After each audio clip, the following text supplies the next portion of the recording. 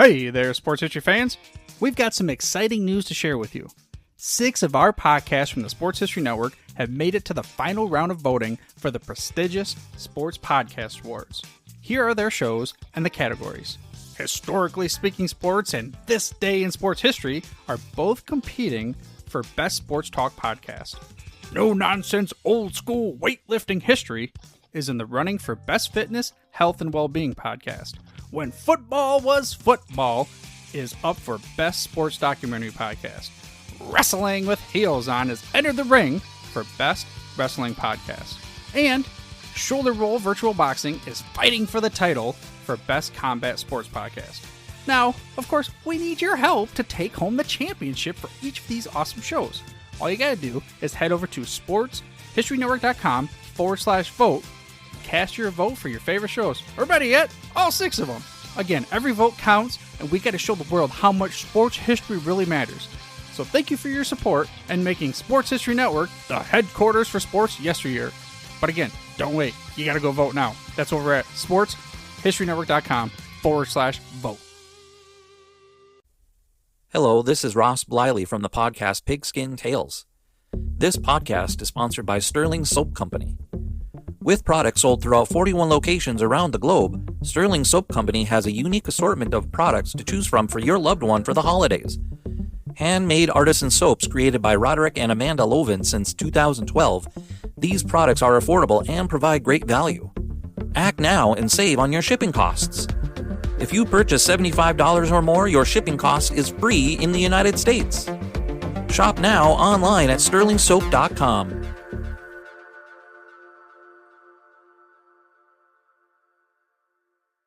This podcast is part of the Sports History Network, your headquarters for the yesteryear of your favorite sport. You can learn more at sportshistorynetwork.com. Hello, old sports, and welcome to the Hello, Old Sports 2024 In Memoriam special here on the Sports History Network.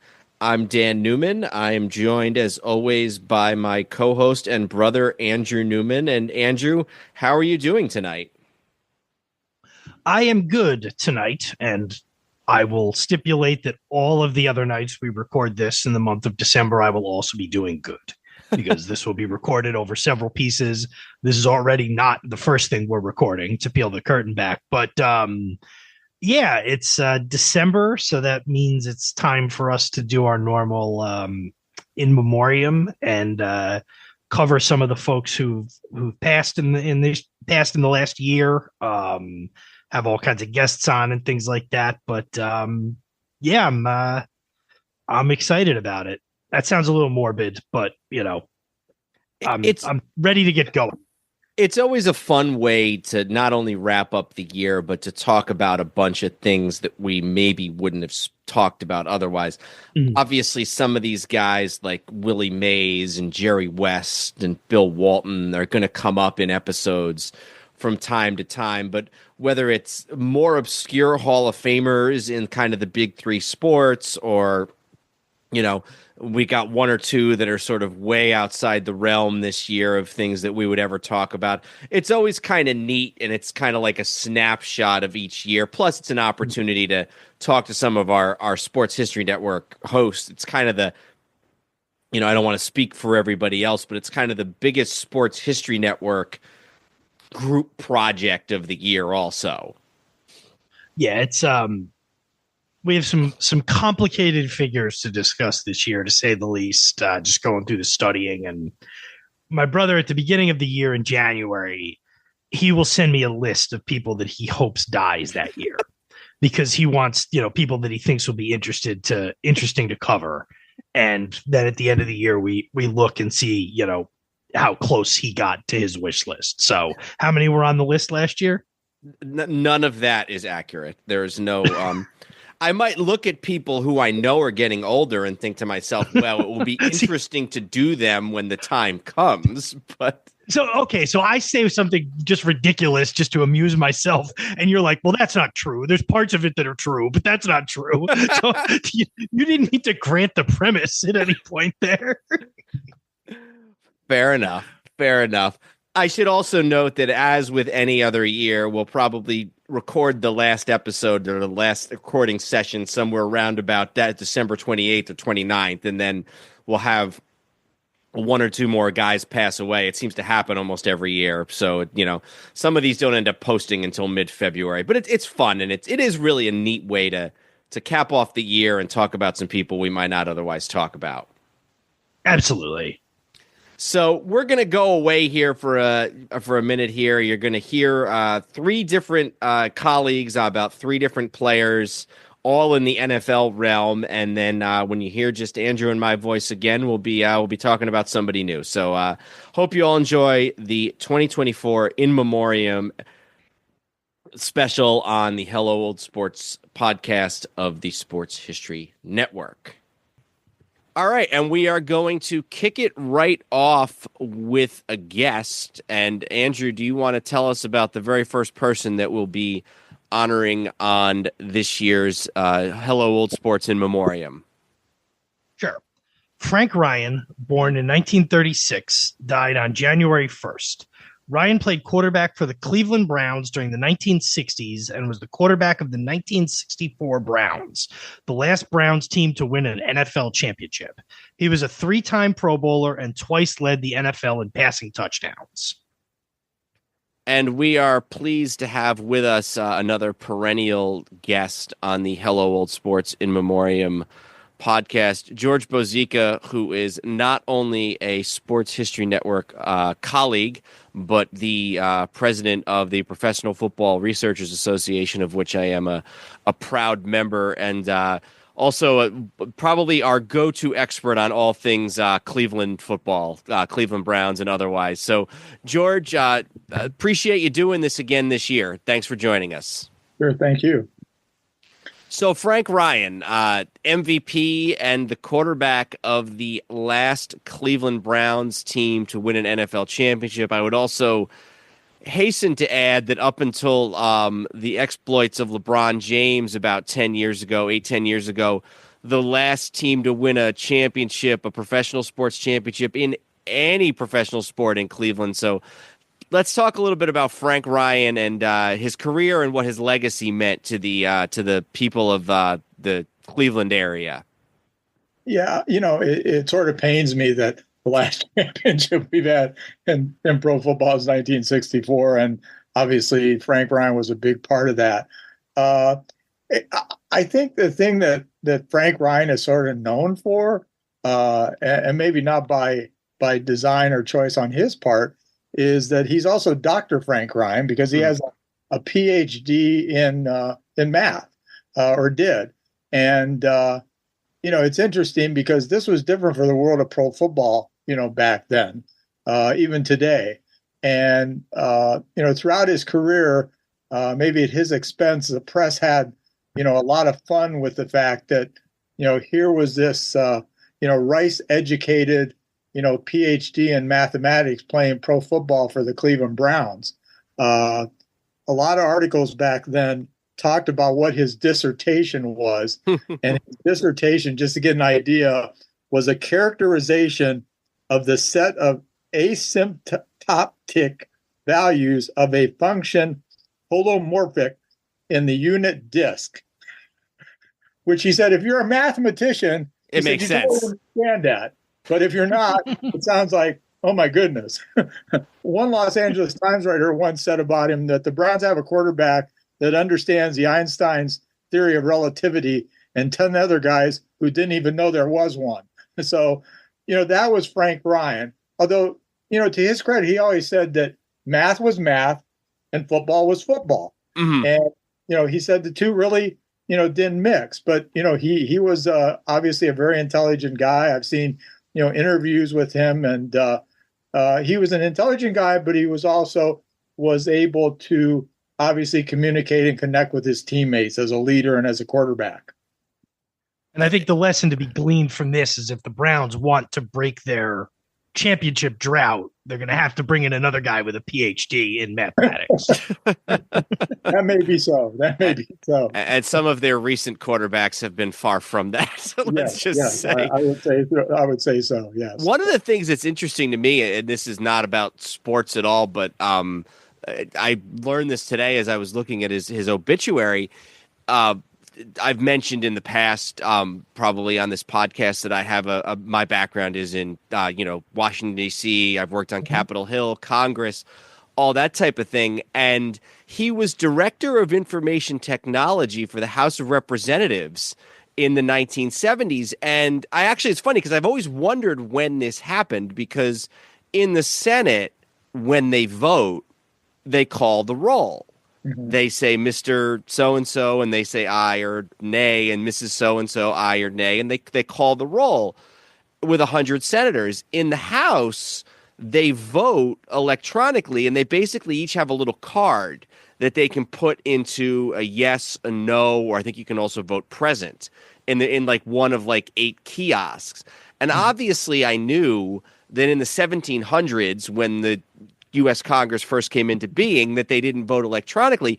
And I'd always kind of wondered when that came into being. And lo and behold, the guy who really spearheaded that was Frank Ryan when he was the director of technology or information technology for the House of Representatives. So, I mean, anybody who sort of instituted the way one of the major houses of one of the 2 houses of Congress votes would be somebody worth remembering. The fact that the guy was also an MVP quarterback and won an NFL championship, that makes it even more interesting. And it makes me wonder what I've done with my life, because I've not had any major influence on Congress or the NFL. So it's there's still time. Yeah, you're absolutely correct. He was responsible for all that. He had a really active career after the NFL, obviously in Washington with the House of Representatives, developing that system. He was an athletic director at Yale. He was a vice president handling fundraising at Rice. He taught at Case School here in the Cleveland area. Also taught at Yale, taught at Rice. He had a great career afterwards. In fact, it's interesting. If you go back to when he was originally drafted by the Rams, he was drafted out of Rice. He was actually more of a backup quarterback at Rice for King Hill, who was basically their starter. And he was drafted by the Rams at the time in the 5th round in 1958. And he really was thinking in terms of going to grad school. He really wasn't thinking in terms of playing pro football. But at the time, he was looking to go to school at a couple of the universities, grad school, a couple of universities out there. And Pete Rozelle, who was the general manager then for the Rams, sort of, talked him into at least giving, pro football a try. And really, until he came to the Browns, he was basically a backup and sort of a journeyman. He was always playing behind other quarterbacks. With the Rams, he played behind both Billy Wade and Zeke Bratkowski. And then he was finally, in 1962, traded to the Browns. And the Browns were looking for a backup quarterback because their quarterback at the time was Jim Nanowski. So, here he was, sort of this, backup, sort of like it was going to be a career backup quarterback. And then he finally blossomed with the Browns the year after Paul Brown was fired, which was sort of interesting because throughout his career, he played for Sid Gilman, who's a Hall of Fame coach with the Rams. He played with Paul Brown with the Browns, obviously a Hall of Fame coach. And then late in his career, his last 2 seasons, he played in Washington, and he played with Lombardi's only team with the Redskins when Lombardi sadly died soon after that season. So he played for 3, Hall of Fame coaches. He also played for a Hall of Fame quarterback because Bob Waterfield was also his coach with the Rams for 1 season. And we can get into this, the coach that he really blossomed under was Paul Brown's successor, Blanton Collier. Blanton Collier, who's maybe an underrated coach, and at some point we'll talk a little bit, probably in the next episode when you hear George come on with us again, about the PFRA that he's the head of and the Hall of Very Good. which is sort of players who are and coaches who are not Hall of Famers but are considered sort of worth noting for their contribution to the sport. And Blanton Collier is one of those Hall of Very Good guys, and there's been books written specifically about the Blanton Collier Browns, and maybe just elaborate on that a little more. Everybody talks about kind of the dynasty of the 40s and 50s, and then the dark years that came later and the Schottenheimer years, but that Blanton Collier, Paul Ryan, Jim Brown team, Blanton Collier, Jim Ryan, Jim Brown team is one that's really worth remembering too. Yeah. Paul Brown was really sort of a control freak as a coach. He sent in all the plays, sort of took the thought out of it for his quarterbacks. The main thing that, Frank Ryan often said that Blanton Collier was the coach that really allowed him to become the quarterback that he was and leading the Browns to that NFL championship in 1964. And just to have the success he did over the 5 years with Blanton Collier. And he said that, basically Collier freed things up for him because whereas, Paul Brown was a control freak, sort of did everything, Blanton Collier was willing to hear input and not that Paul Brown wasn't hearing input, but Paul Brown was in control. Blanton Collier was more a player's coach in that he worked with Ryan. He knew that Frank Ryan had some confidence issues, and he worked with them to overcome those. One of the things that Frank Ryan felt that he learned from Blanton Collier was the minutia, the focus on small things. He said throwing to a target was a big thing because he said he would overthink everything until Blanton Collier helped him get over that. He talked about that in some of his interviews, that was really important to him, and that's why he felt that he blossomed, under Blanton Collier, where he didn't have that opportunity, under Paul Brown. Yeah, I think that's all very important. And he started to make Pro Bowls. He had those 3 Pro Bowl years back to back to back in the mid 60s, right, when it was Collier that took over. So maybe before we leave Frank Ryan, Georgia, just a little bit, maybe, is there a real legacy to that 64 team in Cleveland? Because I would imagine with so many years since they've won, there has to be, that has to be remembered very fondly. Oh yeah, there's no doubt that team is, very fondly thought of in Cleveland. Obviously, Frank Ryan is a Cleveland Browns legend. He got that designation in 2005. I think that championship game is one of the things that is, still fondly thought of by Cleveland, fans. It's tough because we've been in, AFC championship games that we just haven't been able to get to a Super Bowl, over this long time. But the last, really great success in terms of, making a championship was in 1964. And, people also, they went back to the championship game in 65 and lost a close one to the Packers and Vince Lombardi. Close and disputed. Yes. So they lost that game. But, they made 4 playoff appearances in the 7 years that, that Frank was there. And he had the respect of his players. One of the things that he would do is he wanted to succeed, and he would hold the ball as long as he could until a receiver came open, even if it meant getting punishment. And, he really had the respect of his players for being such a tough-nosed, quarterback in that time frame. Here was this guy that a lot of people called an egghead, but yet, he was also this tough football player. Some praised him for his arm.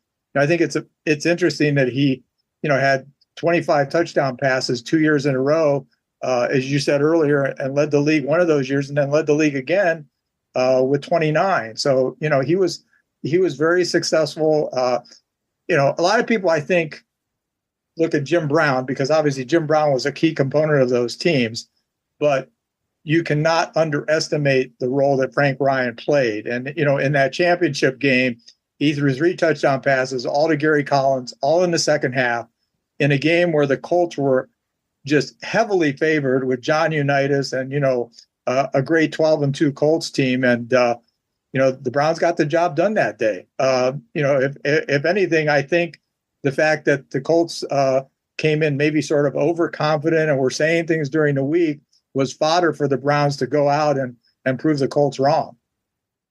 And that was the only team until 68.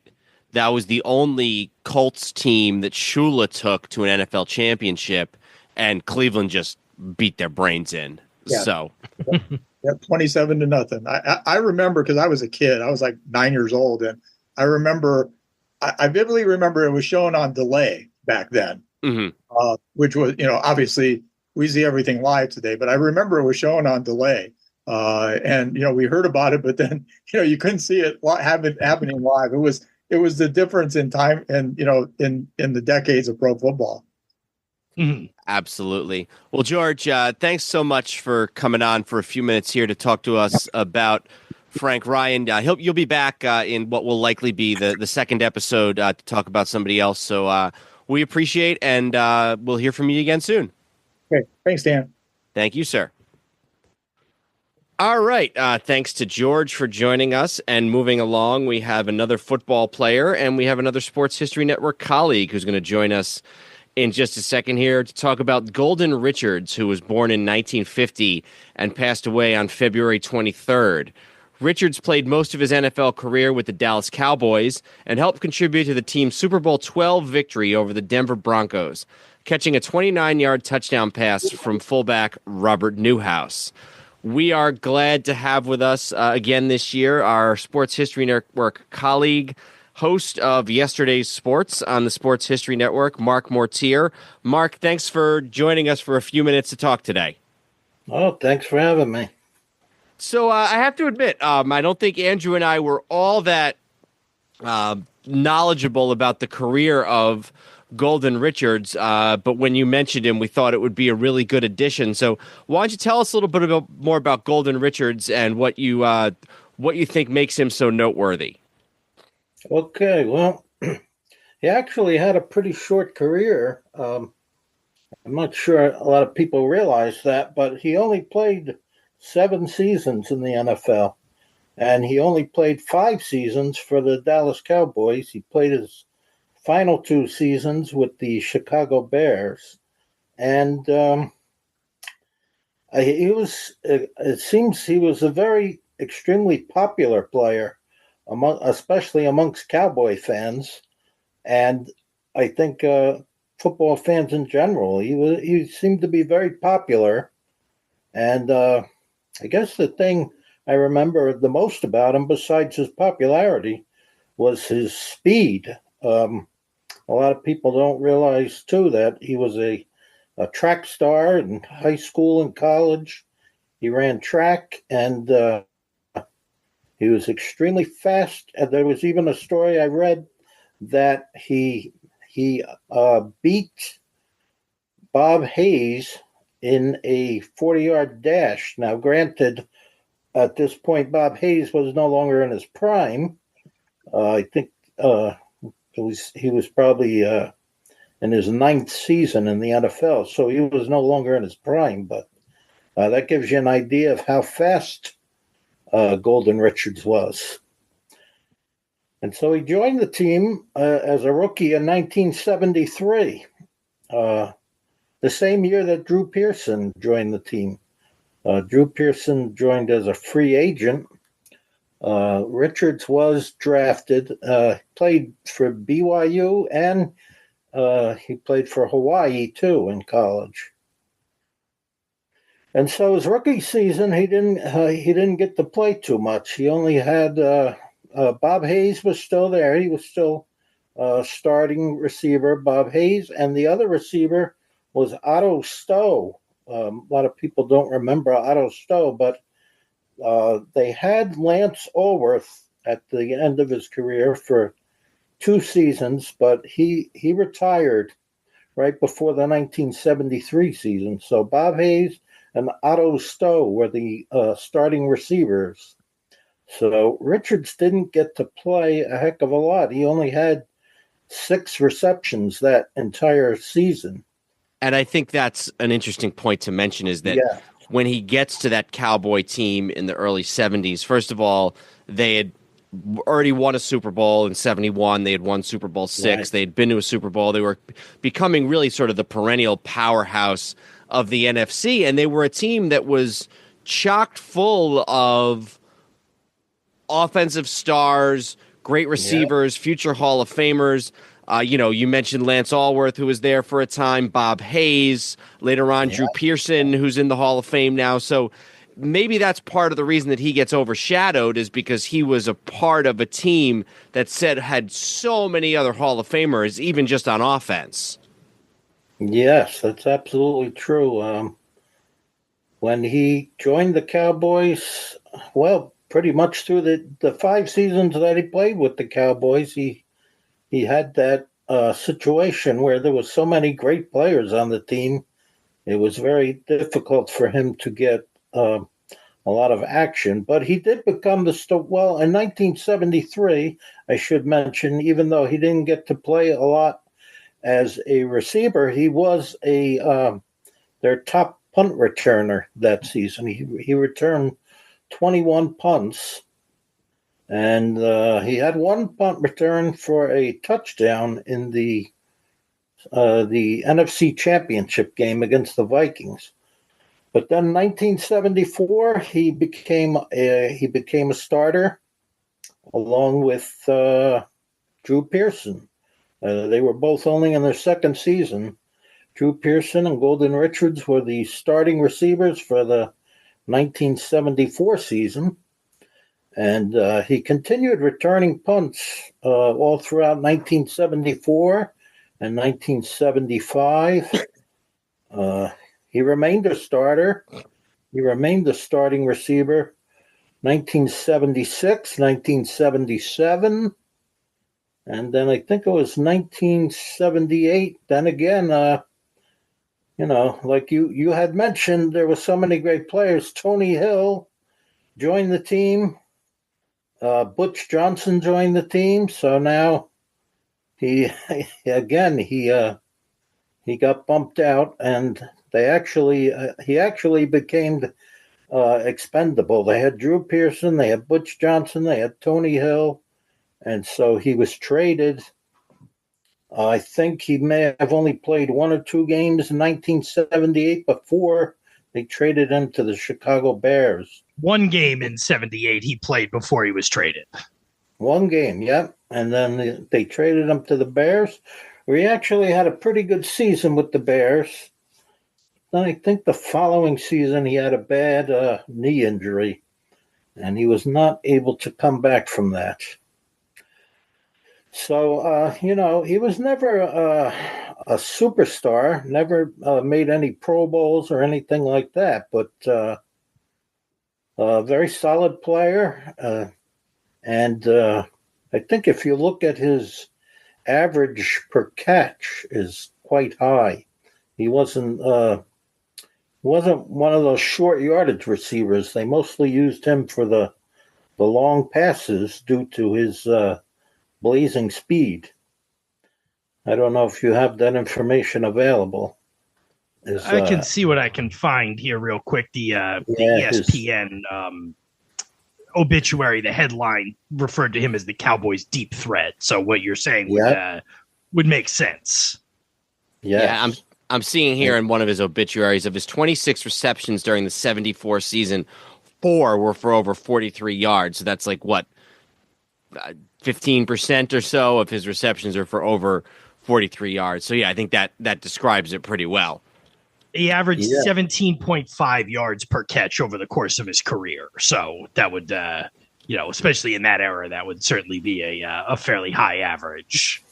Absolutely. Yeah. And he caught a touchdown in the Super Bowl. And that was sort of, I've seen that play from Super Bowl 12 where they, it's one of the few halfback option touchdown passes in the history of the Super Bowl. I guess technically it was a fullback option, and it was he caught it from Robert Newhouse, and I've seen it so many times. Robert Newhouse sort of takes the ball on a pitch out or a handoff, and he stops and he just kind of squares up and throws it long. I had never realized it was Golden Richards who was on the opposite side of that. And I think Andrew and I can attest as Giant fans, when a guy catches a touchdown pass for your team in the Super Bowl, that's a name you're going to remember for the rest of your life. In a Super Bowl, you win. Yeah, especially in a Super Bowl, you win. Exactly. Yes, that's true. He's if there's a catch that he's remembered for in his brief 7-year career, that would be it.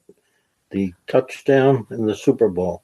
Well, and of course, he had sort of the perfect nickname. I was reading in one of the books I have about the Cowboys of the 70s. It said, here's a guy Roger Staubach was this sort of, golden boy, quote unquote, Naval Academy graduate, Heisman Trophy winner, and he's throwing passes to an Olympic champion in Bob Hayes and a guy whose nickname is Golden. It kind of led to or contributed to this idea of the Cowboys as the glamorous America's team of the 1970s.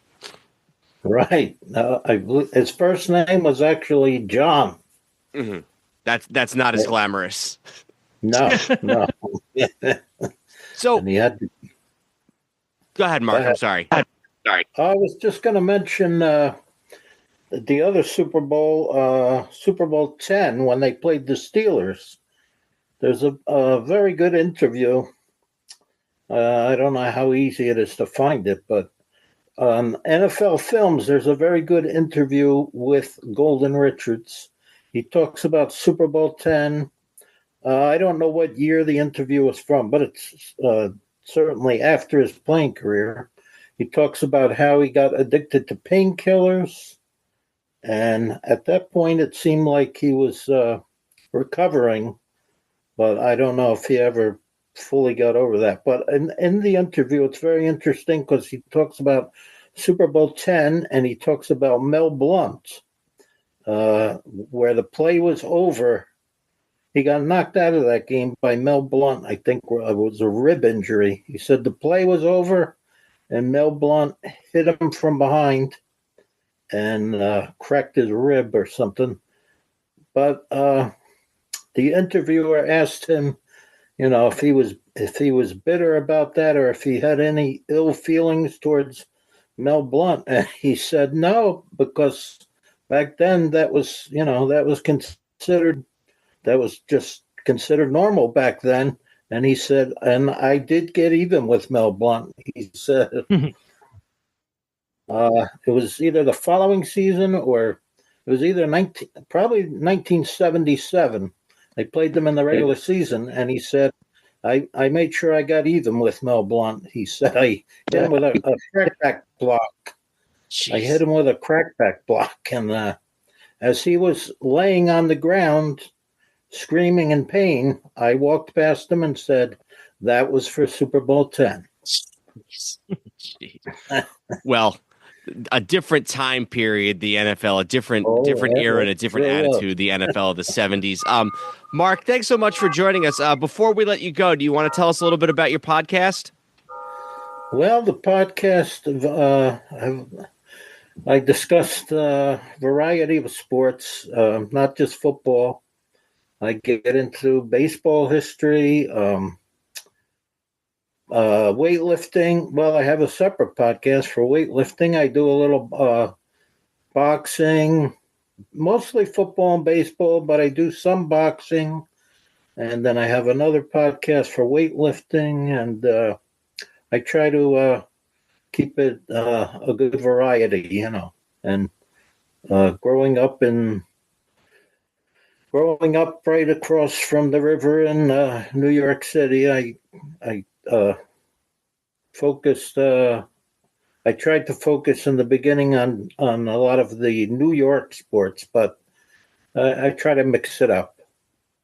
Well, Andrew and I can certainly appreciate that as New York sports fans. So, yeah. Mark, thanks so much for joining us, and we really appreciate you taking a few minutes to talk about Golden Richards.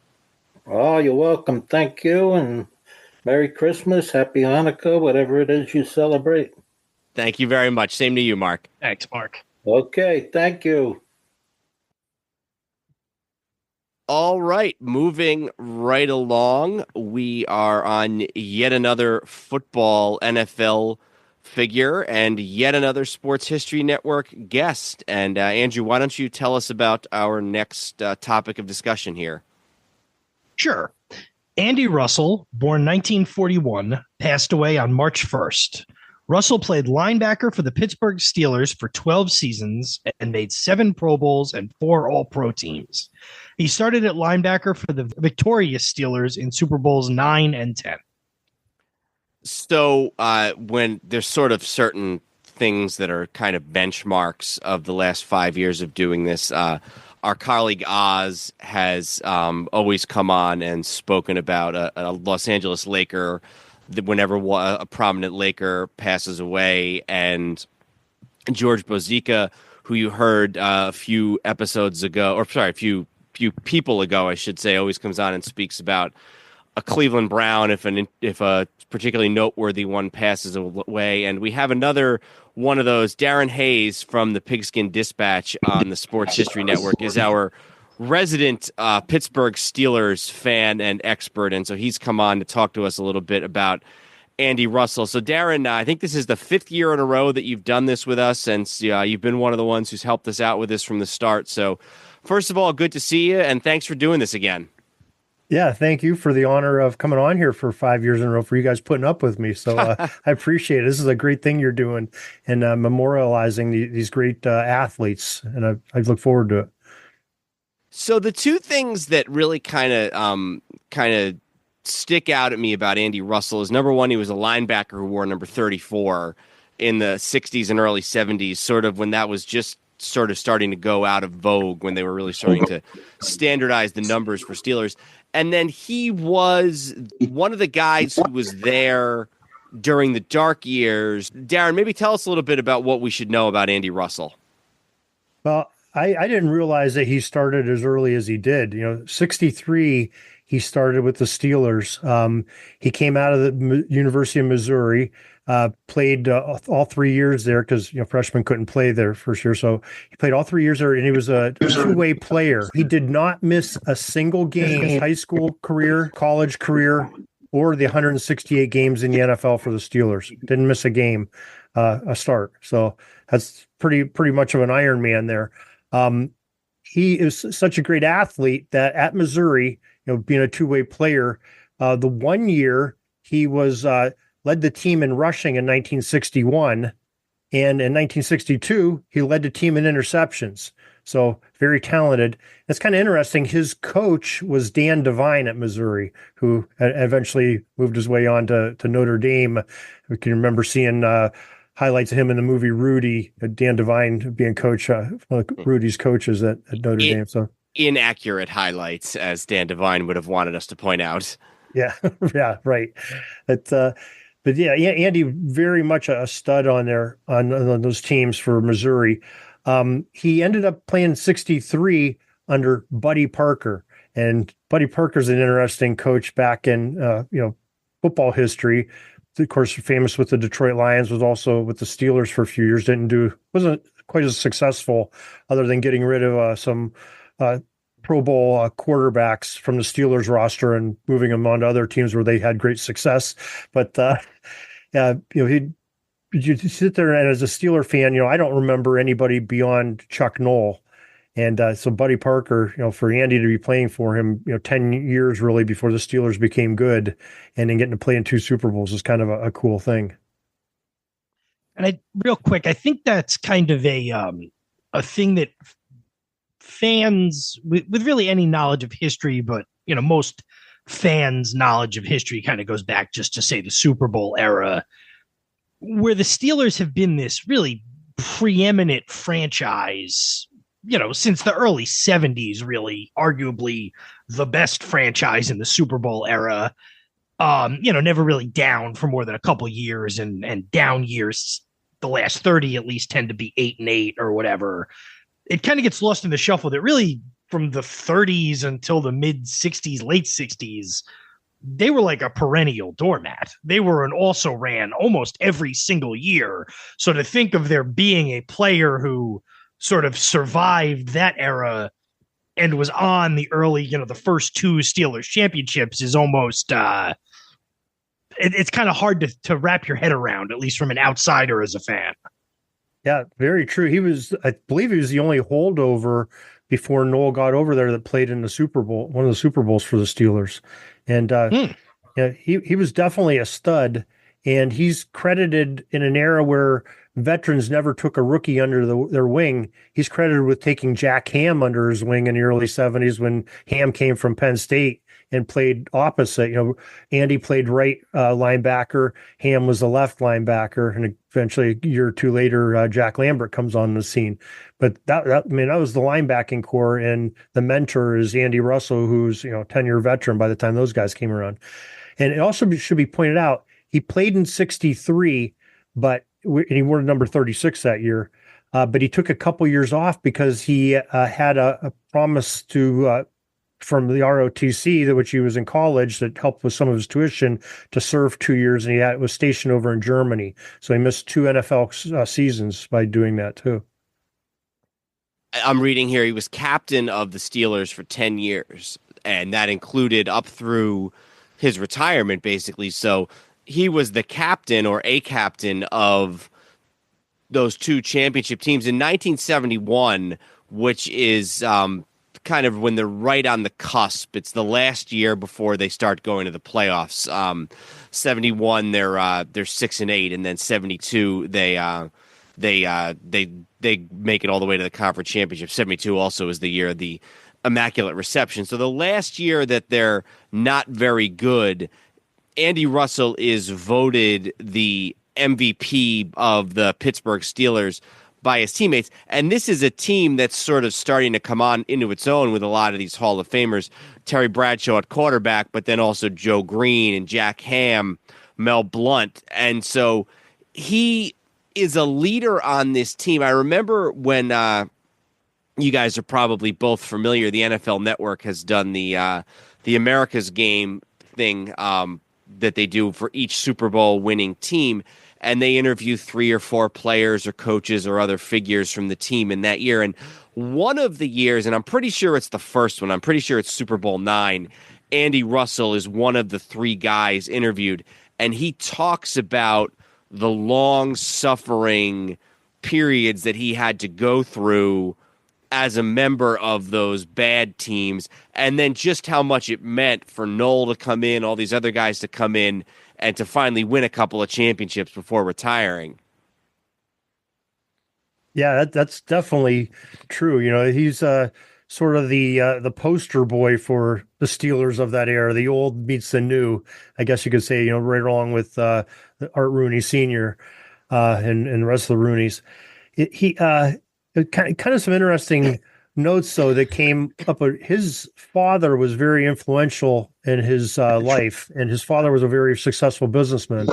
And when he graduated from Missouri, his father didn't want him to play pro football. He said, absolutely not. And somehow Andy snuck away and did that in 1963, played that season. And he went in the military, which his father was happy about. And he had to get his father's blessing to go back to the Steelers when he came back in 66, I believe. And his dad, the only reason he did is because he told his dad it was to make some money to pay for his MBA, which he got from Missouri, and had some pretty successful businesses as he's playing pro football. So set himself quite ahead in life early on. I got a good quote here from Jack Ham. I guess this was when Russell went into the Steelers Hall of Honor, and this is what Jack Ham wrote. He said, "Today, most players go into the Pro Bowl by playing mediocre football on good teams. Andy played great football on worse than mediocre teams. Why? Because Andy was always the consummate professional. His personal pride and drive for excellence allowed him to stand out on even the worst of football teams. It would have been easy for him to give up or be sucked into the mediocrity that he saw all around him, but he refused to do so. That attitude was clear to me from my first day of training camp to Andy's last day with the Steelers." And I'm curious. I mean, 7-time Pro Bowler. I'm curious. It doesn't look like he's ever really gotten any sort of serious Hall of Fame consideration. I don't know. Maybe it's just something I didn't read about. it's funny sometimes with these teams that these dynasties that have all these great players. It can help guys, Packers, these Steelers, even to a certain degree, in other sports, Brooklyn Dodgers, Celtics. But also sometimes you wonder if a guy like this gets shoved aside. And one of the articles I'm reading says that he and L.C. Greenwood are the two best Pittsburgh Steelers not in the Hall of Fame. And I think that's a good point. So who knows? Maybe he'll get more consideration one day, but for the time being, he is one of the few from those defenses who was there for a while who's not in the Hall of Fame.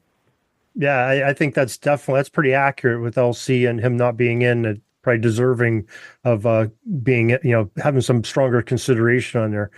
Yeah, something I found was really interesting that I didn't realize is Russell had the NFL playoff record for the Steelers' longest play from scrimmage in 1975. So the guy's in his 30s and near the end of his career, had a 93-yard, I'm not sure if it was an interception or a scoop and score for a touchdown in a playoff victory over Baltimore. And that stood until it was broken in 2023. So that's a pretty long-standing record for a defensive guy for having to play from scrimmage. So that was kind of feather in his cap too. Oh, wow. An all-time Steelers great, and we're glad that we were able to honor him and glad that Darren was able to join us here for a few minutes. Darren, before you go, why don't you tell us a little bit about the Pigskin Dispatch, what you do for the Sports History Network, and really anything else you're involved in, because Darren's done quite a lot, whether it's podcasts, fiction podcasts, writing a couple books now. So tell us about Darren Hayes and his football history works. Well, Pigskin Dispatch, we're still going strong, putting out usually one or two posts every single day on something football history. Usually we're just related to the day of the year that we're posting it. So we have a lot of, greatest games type of things from college and the NFL going out right now.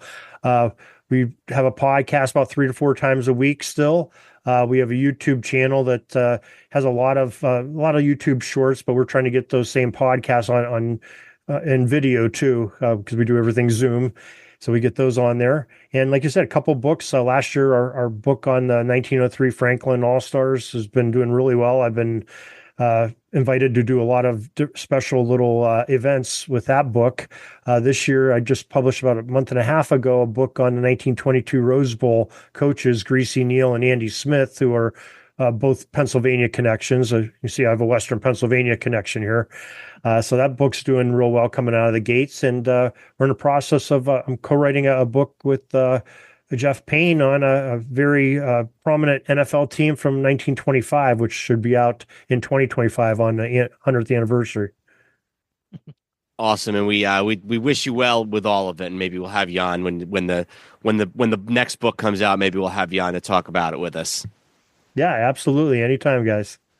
Hey, Darren, thanks so much for joining us again this year. Talk a little bit about a Steelers great and Andy Russell, and we appreciate it as always. Gentlemen, I appreciate it. Thank you. Take care. All right. Well, moving right along, 3 NFL. Some mouth on that Darren, by the way. I don't think he needed to talk to you like that. Moving right along here, we're gonna. I don't even know. Andrew was making a joke about something we haven't even recorded yet, pretending that one of our colleagues, cursed us out. So moving right along, we did 3 football players and 3 different Sports History Network colleagues to start, and now we're on to a baseball figure. And that is Larry Lucchino, who was born in 1945 and died on April the 2nd. Lucchino began his baseball career with the Baltimore Orioles in 1988 and oversaw the building of Camden Yards in the early 1990s. He then moved on to San Diego, where he helped build the team that won the National League pennant in 1998. From 2002 to 2015, Lucchino served as president of the Boston Red Sox. The team won 3 championships during that time period. So we sometimes have a high bar for executives because there's just not as much material there sometimes. But Larry Lucchino is somebody who was instrumental not only in building probably the best ballpark in the major leagues in Camden Yards, but also played a really heavy role in putting together the Red Sox team that ended up winning 3 championships and breaking the 86-year curse. So I thought that for all of those reasons, it was worth mentioning and talking a little bit about Larry Lucchino. Absolutely. And just on the stadium thing as well, he also, breaking the curse and all of that will be the top line for his Red Sox tenure, but was instrumental in the massive renovations to Fenway Park, the green monster seats and all of the things that went into that. So, it's always a little funny when, all due respect to his Padres career, when a guy's been like 3 different places and has had massive success in a couple of them, and they try to put the third one on par, where it's like, well, they won the pennant in 1998. It's like, that's fine. And Petco Park is a nice place, but what he did with the Orioles and then what he did with the Red Sox is certainly the Red Sox get the top billing, and then the Orioles and Camden Yards get the second one. But yeah, I mean, he took over. He was responsible for the Red Sox signing David Ortiz, which was not a slam dunk move at the time. He was kind of an unheralded guy on the Twins. He was the one who brought Theo Epstein into the team. So if you say, well, Lucchino didn't actually assemble the team, you could say, well, Epstein assembled the team, and he's the one who brought Epstein in. So, like you said, and then you look at the weird things like the fact that he's technically got a Super Bowl ring with the Redskins from the early 80s and things like that. But hard to. 2 of the more influential things in baseball in the last 40 years or 30 years were the opening of Camden Yards and the Red Sox winning the World Series in 2004. And he had a huge hand in both of them. And I saw, even in my time, first of all, I remember when that sale took place. It was the Red Sox were sold. John Henry bought the team in 2001, and the Red Sox it was a kind of considered really a breath of fresh air in the city of Boston when they got new ownership in late 2001. And one of the first moves made by John Henry was to bring in Larry Lucchino as the team president. And Lucchino had built Camden Yards with Janet Marie Smith, the great architect, who is somebody I actually have heard speak at Sabre panels several times because she still is located in the Baltimore area. And in fact, at a Sabre convention a couple of years ago in Baltimore, it was a stadiums panel with Lucchino, Janet Marie Smith, and maybe 1 or 2 others, and they talked about the pride that they took not only in Camden Yards but also Fenway Park. The sort of rescuing of Fenway Park, late 90s, there was a lot of talk that Fenway Park was going to be torn down. The Red Sox were going to move. I remember I had a friend, I think in 2000, who went up to Boston for the weekend to go to a Fenway game, a Red Sox game, and there was all these things, people passing out stickers saying "Save Fenway" and that type of thing.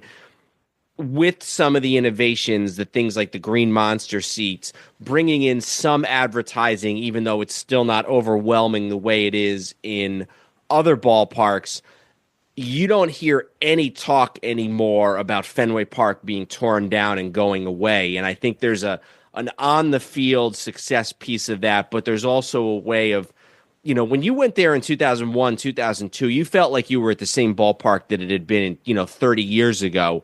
They've modernized it without losing the charm of what makes Fenway Park Fenway Park. Yeah, and you could argue that doing that renovation also helped them, probably also saved Wrigley Field too, because they had a model for saving a ballpark like this. And this was, in 2000, that was right around the time Tiger Stadium had gone away. Ultimately, Yankee Stadium would go away. Slightly different scenario there, but that Red Sox renovation, that was not like a foregone conclusion that was even possible. If you had asked somebody in the 90s, they'd have said, well, there's nowhere to go. There's nothing you can do. It's located within a city block. There's a reason all those other stadiums went away. All the other, jewel box ballparks. And early on in Baltimore, he also pioneered sort of the idea of a baseball-only Stadium. The Orioles had been playing in Memorial Park for 10 years after the Colts left town. And so that, so much has been said about Camden Yards, but the Orioles leaving the stadium that they had been at and won how many championships did they win playing there? 3, and they made it to 6 World Series. Memorial Stadium was a really big part of Baltimore sports history, but he had the vision to realize that the future was something else. And how many ballparks have been copycats of Camden Yards for the last 30 years? Yeah, a lot of them. And San Diego, where he was in between the two of them, was a big example of that. And it's weird because there's different kinds of executives. There's executives that sort of save franchises, which probably happened. I don't know about save in the sense of that the Orioles were going anywhere, but hard to imagine if they built a Comiskey Park lookalike, which was their original, was going to be very similar to what the White Sox opened. The history of that franchise would be much different. And I know they haven't had a lot of financial or a lot of on the field success in the last 20 years or so, few pockets here and there, but none of their situation would be better if they didn't have Camden Yards. And for the Red Sox, there was the sort of saving of the organization from that aspect, but then there was also just the on the field.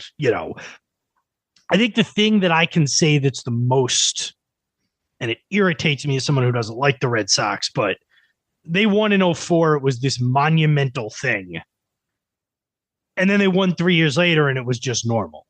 Because they weren't content to just, this is a storybook. We beat the Yankees. We came back from 3-0. We won a World Series, 86 years, and blah blah blah blah blah. They were just like, okay, well, now they're just a run of the mill, really really good. I mean, run of the mill sarcastically, that wins the World Series every 4 or 5 years. Yeah, this is not a situation where a team sort of broke the curse, and then look at a team like the Cubs. They've been a playoff team, but it's not like they've been in it every year. They had that one shining year where they broke their curse, or the White Sox in 2005. So, yeah, absolutely. A legacy. I don't know. The Hall of Fame is so weird these days with how they consider different things as part of their Veterans Committee, but don't be surprised if Larry Lucchino gets some real consideration for the Baseball Hall of Fame one day. Yep, I would agree with that. And then just, like we said, he technically got a World Series ring with the Orioles in 83 and the Redskins in 82 because he was, the person he worked for, he was technically a lower level person. So he was officially did some work for those teams. I think that sounds right. And one of the things I saw was that in addition to those things, he also has a Final Four watch because he was a player on the Princeton basketball team that went to the Final Four in 1965. So he's got that. Yeah, I saw that. I saw that as well. All right. Well, moving right along, Andrew, do you want to tell us about our next honoree for the In Memoriam for 2024? Sure. I don't know if honoree is the right word for you to lead me into this one, but I'll read Probably the thing. True, yeah. O.J. Simpson, born in 1947, passed away on April 10th. Simpson is considered one of the greatest running backs of all time, although his on-field accomplishments have been overshadowed by off-the-field troubles. Simpson first started at USC, where he won the Heisman Trophy in 1968. In 1973, he became the first player in NFL history to run for over 2,000 yards, tallying 2,003 with the Buffalo Bills. That same year, he was named MVP of the NFL. So obviously throughout the year when when people pass away, at the risk of sounding a little bit morbid, Andrew and I look and it's kind of a thought of okay, that's somebody we definitely need to discuss. That's somebody we definitely need to discuss. And we're going to get to some real obvious no-brainers later in the episodes here. Willie Mays is a no-brainer. Jerry West is a no-brainer. There are a lot of no-brainers. O.J. Simpson is obviously a no-brainer as well, but it's kind of it's a delicate thing to talk about. But we actually have, we've had a lot of guests so far in these episodes, and we've got another one of our Sports History Network colleagues, and we actually have an author who wrote a book about O.J. Simpson, and with, and spoke to OJ, and we want to hear about all that. So, Joe Zagorski, thanks for joining us on the Hello Old Sports end of year in memoriam special. Hey, thank you very much for inviting me. Glad to be here. Glad to have you. Thanks so much. It's always great when we can have somebody who not only is passionate about the subject, but also who is somebody who's worked with and written about the person being discussed. So there's obviously a lot of different directions we can take this. Let's start off with this. Tell us a little bit about the book. Okay, well, the book is a commemorative book about the 1973 Buffalo Bills. And it was, of course, the year where O.J. Simpson set a previously unheard of rushing record of 2,003 yards in one season rushing. And it's called The 2,003-Yard Odyssey, The Juice, The Electric Company, and an Epic Run for a Record. And former Bills coach, who wasn't a coach at the time, Marv Levy, was nice enough to write the foreword for it. It details the week-by-week travails of the 73 Bills. It talks about the different players on the team. I got a chance to interview quite a few of them, not all of them, of course, but I did get a chance to interview O.J. Simpson before he passed away. Unfortunately, O.J. didn't live long enough to see the book published. He passed away, I believe, about a month before it came out. So that was a bummer. But anyway, it's a book that I felt needed to be written because nobody really that I knew of wrote a book about the 73 Bills and that epic 2,003-yard odyssey that no other human being ever ran for 2,000 yards before in pro football history. And so I felt that, over 50 years away from that accomplishment, somebody had to write it. And I knew that I was going to get into some pretty dicey territory because anytime you write about O.J. Simpson now, he's not known for what he accomplished on the football field. So I took a chance. I wanted to write the book, and I put all my efforts into it. And I like it. I like how it ended up, and I'm proud of it. I got some hate mail from it, but I expected that. So, what was the hate mail was just because you had sort of written a book in some ways praising the football skills of the man. Yes. Yeah. The nerve of you. And even some family members, when I told them the book that I was writing, and when I interviewed Mr. Simpson, one of my family members said, "You mean the murderer?" and it's like, the alleged murderer, so I knew I was going to get in some trouble with that, but I felt that, the rest of that team had a lot to say about that accomplishment. I just wanted to write that book because I knew nobody else had really written about it. So I did. And I think the thing that needs to be underscored about OJ's 73 season specifically, 7 other guys since then have rushed for 2,000 yards, starting with Eric Dickerson 11 years later in 1984. O.J. Simpson is the only one who ever did it in a 14-game season. So, exactly. In a much – and there was a couple of guys, it looks like, who maybe did it in a comparable number of rushing attempts, but he had to do it in a shorter number of games. So that's, just the per game average it takes to get to that point is a big deal. And the thing that really is striking is the fact that their last 2 games of the year were both on snow fields that had snow on them, and he had to get over 400 yards combined in those 2 games, and he did. I mean that's just really incredible when you think about it. Last game of the season at New York Shea Stadium. Mm-hmm. Yep. I think it was Paul Seymour said that the mud had frozen so much on that field that he was running like on stalactites that were coming up off of the ground, which I don't know if you've ever run on stalactites before. I haven't, but I imagine it was pretty hard. Yeah, and that Shea Stadium, Andrew and I both being native New Yorkers, we obviously are much more familiar with Shea Stadium as a baseball stadium, but you see clips of games, Jet games, playoff games, December, January. I think the famous AJ Dewey game in the early 80s was at Shea Stadium, if I'm remembering correctly, where they threw 3 interceptions to blow the game in the second half. So that was not an easy place to play football. Obviously, I think the obvious question that we have for you, tell us about talking to him, interviewing him for the book. That couldn't have been easy. No, I'll tell you the whole story if you have a few minutes. But sure. I was trying to get in touch with him when he was incarcerated in Nevada, in a prison in Nevada. And I sent him a copy of my first book, The NFL in the 1970s. And I never heard back from him.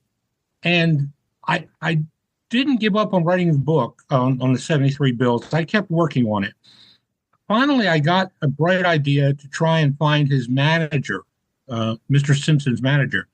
I finally found him. I tracked him down, and I told him, hey, I've been trying to get in touch with Mr. Simpson. I just need to ask him some questions because I'm writing a book on the 73 Bills. And he goes, well, I'll talk to OJ and see what he says. So a couple of weeks went by, and I got an email from the manager, and he says, send me your list of questions. And if they're okay, then we'll go ahead with it. And that was like the first real breakthrough that I got. And so I sent him a list of questions. A couple of weeks later, I got another email saying, hey, do you have any free time tomorrow? And I said, yeah, heck yeah.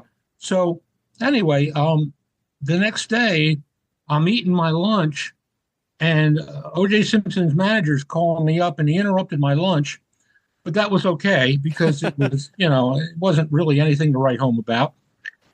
So he said, now I want to warn you, if you ask Mr. Simpson any questions about anything that happened in the 1990s, this phone call is stopped immediately. So I knew right then and there that I wasn't just talking to Mr. Simpson, I was talking to his manager too. Yeah, the manager was on there too, yeah. Yeah, and of course I promised that I would not do that, and I wasn't going to ruin my credibility, what little of it there is. I wasn't going to ruin that. So there, it goes, okay, Mr. Zagorski, this is Mr. Simpson. And I was thinking, all throughout this 45-minute talk that I had with him, kept thinking, holy cow, I'm talking to O.J. Simpson. It's like, this is a guy that I loved watching as a kid in the 1970s.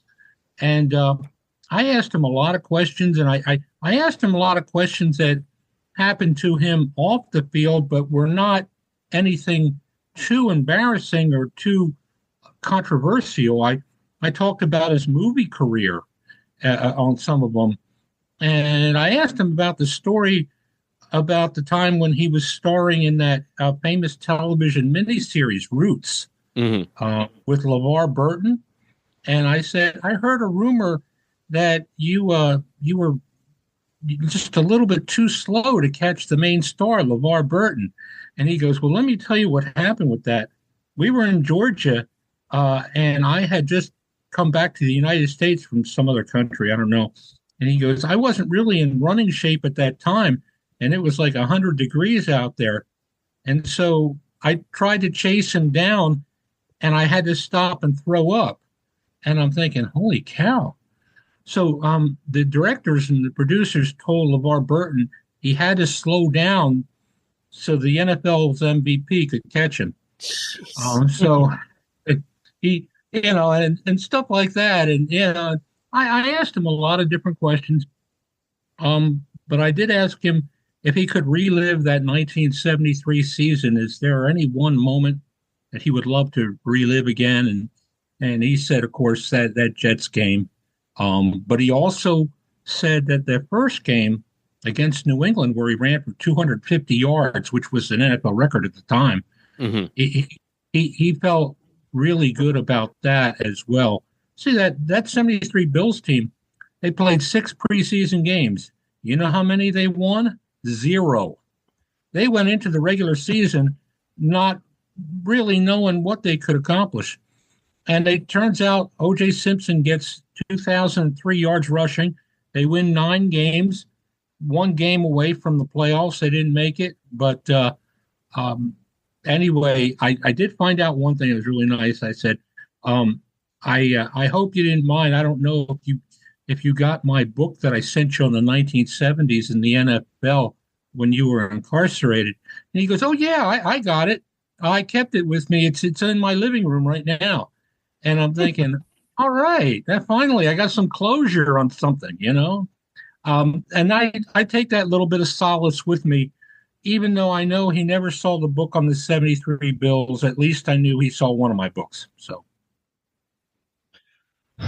obviously the 73 season is the peak of his career. It's one of the best seasons a running back has ever had, but was obviously a Heisman Trophy winning running back at USC, comes out, plays for some Bills teams that maybe were not the dominant teams of the era, but like you said, the 73 team 9-5, finished his career with the 49ers, but also had a couple of 1,500 yard seasons in there as well, and really was the premier running back of his time. You're not kidding. He led the league in rushing 4 out of 5 years, from 72, 73, 70, 5, and 76. I mean, that's pretty impressive. 4 out of 5 seasons leading the league in rushing. A running back's lifespan in the NFL, health-wise, isn't that long. You're not going to find a whole lot of running backs of any era playing more than 5 or 6 seasons. And those that do are fortunate. So to lead the league in rushing 4 out of 5 years, that's impressive. Yeah, and obviously, well, 2 things I guess I would flag. First of all, definitely not somebody who had a lot of big game moments as far as postseason is concerned. One playoff game, I should say, 74 against the Steelers, where he goes up against another Hall of Fame running back in Franco Harris. It's a tough era in the AFC because you got basically during the time he's playing, you got the Dolphins, you got the Raiders, you obviously have the Steelers. So, but, and he's sort of stuck up there in a small market in Buffalo. So, unlike sort of some of the other great running backs of his era, the Jim Brown, even like an Earl Campbell, no big playoff moments. And then obviously, we've done these before, Andrew and I, where we've had individuals with shall we say checkered legacies off the field. We did 2 last year with Bobby Hull and with Jim Brown, and so we've had others with things also. So obviously it's almost hard to know what to say because I don't think we have to remind anybody here about who O.J. Simpson was or what he what the last several years of his life were about, but I think it's also nice to sort of just talk about the football piece for once. I tried to get the players of that Bills team that I tried to ask them all, do you think O.J. Simpson committed the crimes that he was accused of? Mm-hmm. And almost all but 2 of them would answer me. Most of them just didn't want to talk about it. Yeah. But two of them answered me. One said he thought he did it, and the other one said he didn't. So it was like, okay, one person said he thought he did it, and the other one, and I really wasn't sure what to expect when I asked that question, but I can understand why they don't want to talk about it. Of course. Oh, yeah. When O.J. Simpson in the 1990s, when he was arrested for what he was alleged to have committed, not only was his legacy shattered forever, but the 73 Bills legacy was shattered as well. If you ask the person on the street, or even any football fan, what do you remember about the 1973 Buffalo Bills? I'll bet you most people won't, they'll have a blank stare on their face. I don't think a lot of people will remember them. Yeah. Now the Bills teams that went to 4 straight Super Bowls, they remember those, because they're a lot, didn't or sooner, in the timeline of things. But that 73 Bills team should be honored, and they were for a number of years up until that Ford Bronco chase. That's a good point. It is sort of very awkward when you consider even the nickname of the offensive line, the Electric Company, which is a derivative of his nickname. So it really did sort of all revolve around you. Joe, thanks so much for joining us. Before we let you go, do you want to just maybe tell us a little bit about your other books, your podcast, sort of anything else that people need to know? Sure. Well, first of all, I'm currently in the final stages of writing my 6th book. It's a biography of former Miami Dolphins Hall of Fame offensive guard Larry Little, and it should be out in time for next football season. I had another book that came out earlier this year on former Philadelphia Eagles free safety Bill Bradley, and not to be confused with the Bill Bradley of the New York Knicks. Mm-hmm. 2 totally different guys. And I have a Facebook page called The NFL in the 1970s, and I'm sure a lot of your listeners probably already know about it, but check it out. It's pretty good, and I try to ask a different quiz question every day. And nice. Yeah, and the 73 Bills book is doing okay. Haven't been able to do too many book signings on anything lately. But I'm staying busy. Trust me. I have other projects in the quiver. I'm just barely scratching the surface at the beginning stages of them. Well, we appreciate you coming on. We appreciate the firsthand stories about O.J. Simpson, and we encourage everybody to check out the Facebook page, check out the other books, check out the podcast and everything. Joe, thanks so much for joining. Go ahead. I'm sorry. And you can get them on Amazon or on Barnes and Noble websites. Well, absolutely. I actually just bought your Willie Lanier book a couple of weeks ago, so I'm looking forward to getting into that one too. And when the Larry Little book comes out, let us know, because I think we'd love to have you on to talk about that. Oh yeah, absolutely. Without a doubt. I'll be making announcements for sure. Great. Thanks so much, Joe. Thanks for joining us. Okay. See you guys. Thanks for having me on. Yep. Take care. Take care. All right. Thanks to Joe for joining us to talk about O.J. Simpson. We are back with just Andrew and me, and we were back on baseball. Andrew, do you want to tell us about our next honoree? Whitey Herzog, born in 1931, passed away on April 15th. Inducted into the Baseball Hall of Fame as a manager, Herzog led the Kansas City Royals to 3 straight AL West titles from 1976 to 1978. He later moved to the St. Louis Cardinals, where he won 3 pennants and the 1982 World Series. Hall of Fame manager Whitey Herzog. Andrew and I don't know if you remember this, but we were at Old Timers Day at Yankee Stadium this year, and they do this thing at Old Timers Day where they sort of have a moment of silence for all of the members of the Yankee community that have passed away over the last year, or since the last Old Timers Day, I think is how they phrase it. And one of the names they mentioned was Whitey Herzog, and I was surprised because I had no idea that Whitey Herzog had any sort of Yankee tie. I knew he had never managed them, obviously, and I didn't think which was no small feat in the 70s and 80s to not manage the Yankees. Everybody got a turn. Yeah, check out our episode from earlier this year on the many firings of Billy Martin by the Yankees. So I was confused, and I thought maybe as a player, but then not as a player. But he was a position player. He was an outfielder, and he started his actual career in the major leagues with the Washington Senators in 1956, but he actually came up through the Yankee system. He wasn't traded to the Senators until 1956 when he was just about to make his major league debut, and he spent a lot of time in the early 1950s, spring training, that type of thing, learning from Casey Stengel. and it obviously served him well because he went on to a Hall of Fame managerial career of his own.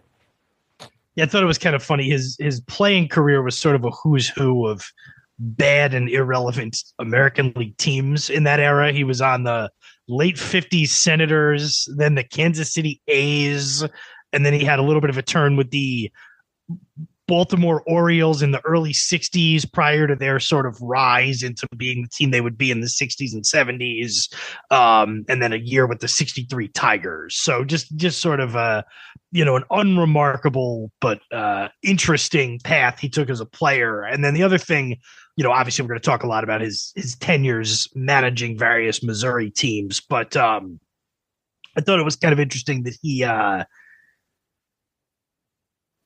some of his managerial assignments early in his career, he took over as the Rangers manager, I believe, pretty soon after Ted Williams, right? Mm-hmm. In 72. And he was fired in the 73 season and replaced after a game or two by Billy Martin. And then with the California Angels, he was fired and replaced by Dick Williams, who had previously left the A's. So a lot of a who's who, especially Martin and Williams of the 1970s, that Herzog sort of bumped up against on his way up the ladder.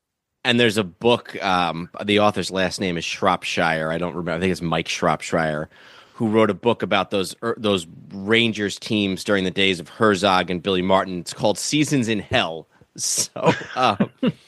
So he finally ends up in a good place with the Kansas City Royals. He's there in 76, 77, 78 are his first three full seasons.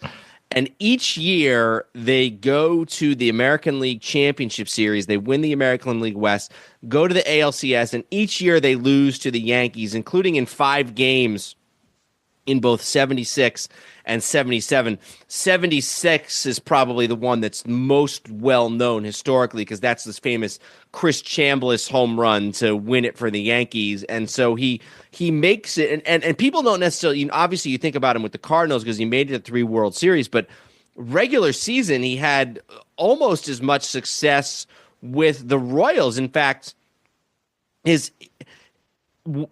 only 200 win seasons. One is with St. Louis and one is with the Royals. Only 3 playoff appearances, 3 division championships each place. So regular season, he's almost as good with the Royals, but then in 79, he clashes with the general manager and ends up, does he get fired or does he just resign here? I think it said he got fired. He was fired.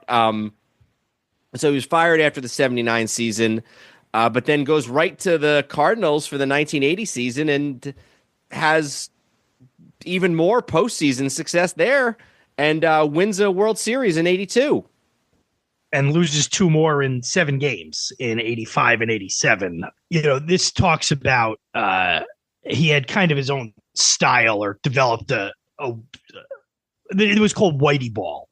And a lot of it was about, playing in these, especially in the 70s, both home stadiums and a good number of away stadiums were these, what they call the concrete donuts, the artificial turf. A lot of them had deep, dimensions to the gaps and things like that.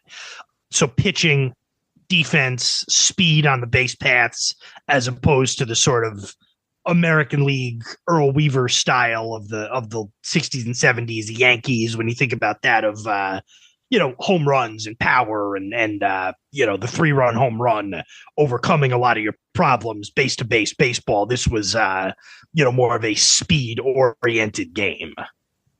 Yeah. And that 82 team, I guess Vince Coleman's not there yet in 82, but it's, Keith Hernandez before he gets to the Mets, who I think Hernandez wins the MVP in 1979. He actually splits it with Dave Parker, with Willie Stargell of the Pirates. But they got him, great defensive player. Willie McGee, who ends up being MVP in 85, but in 82 he's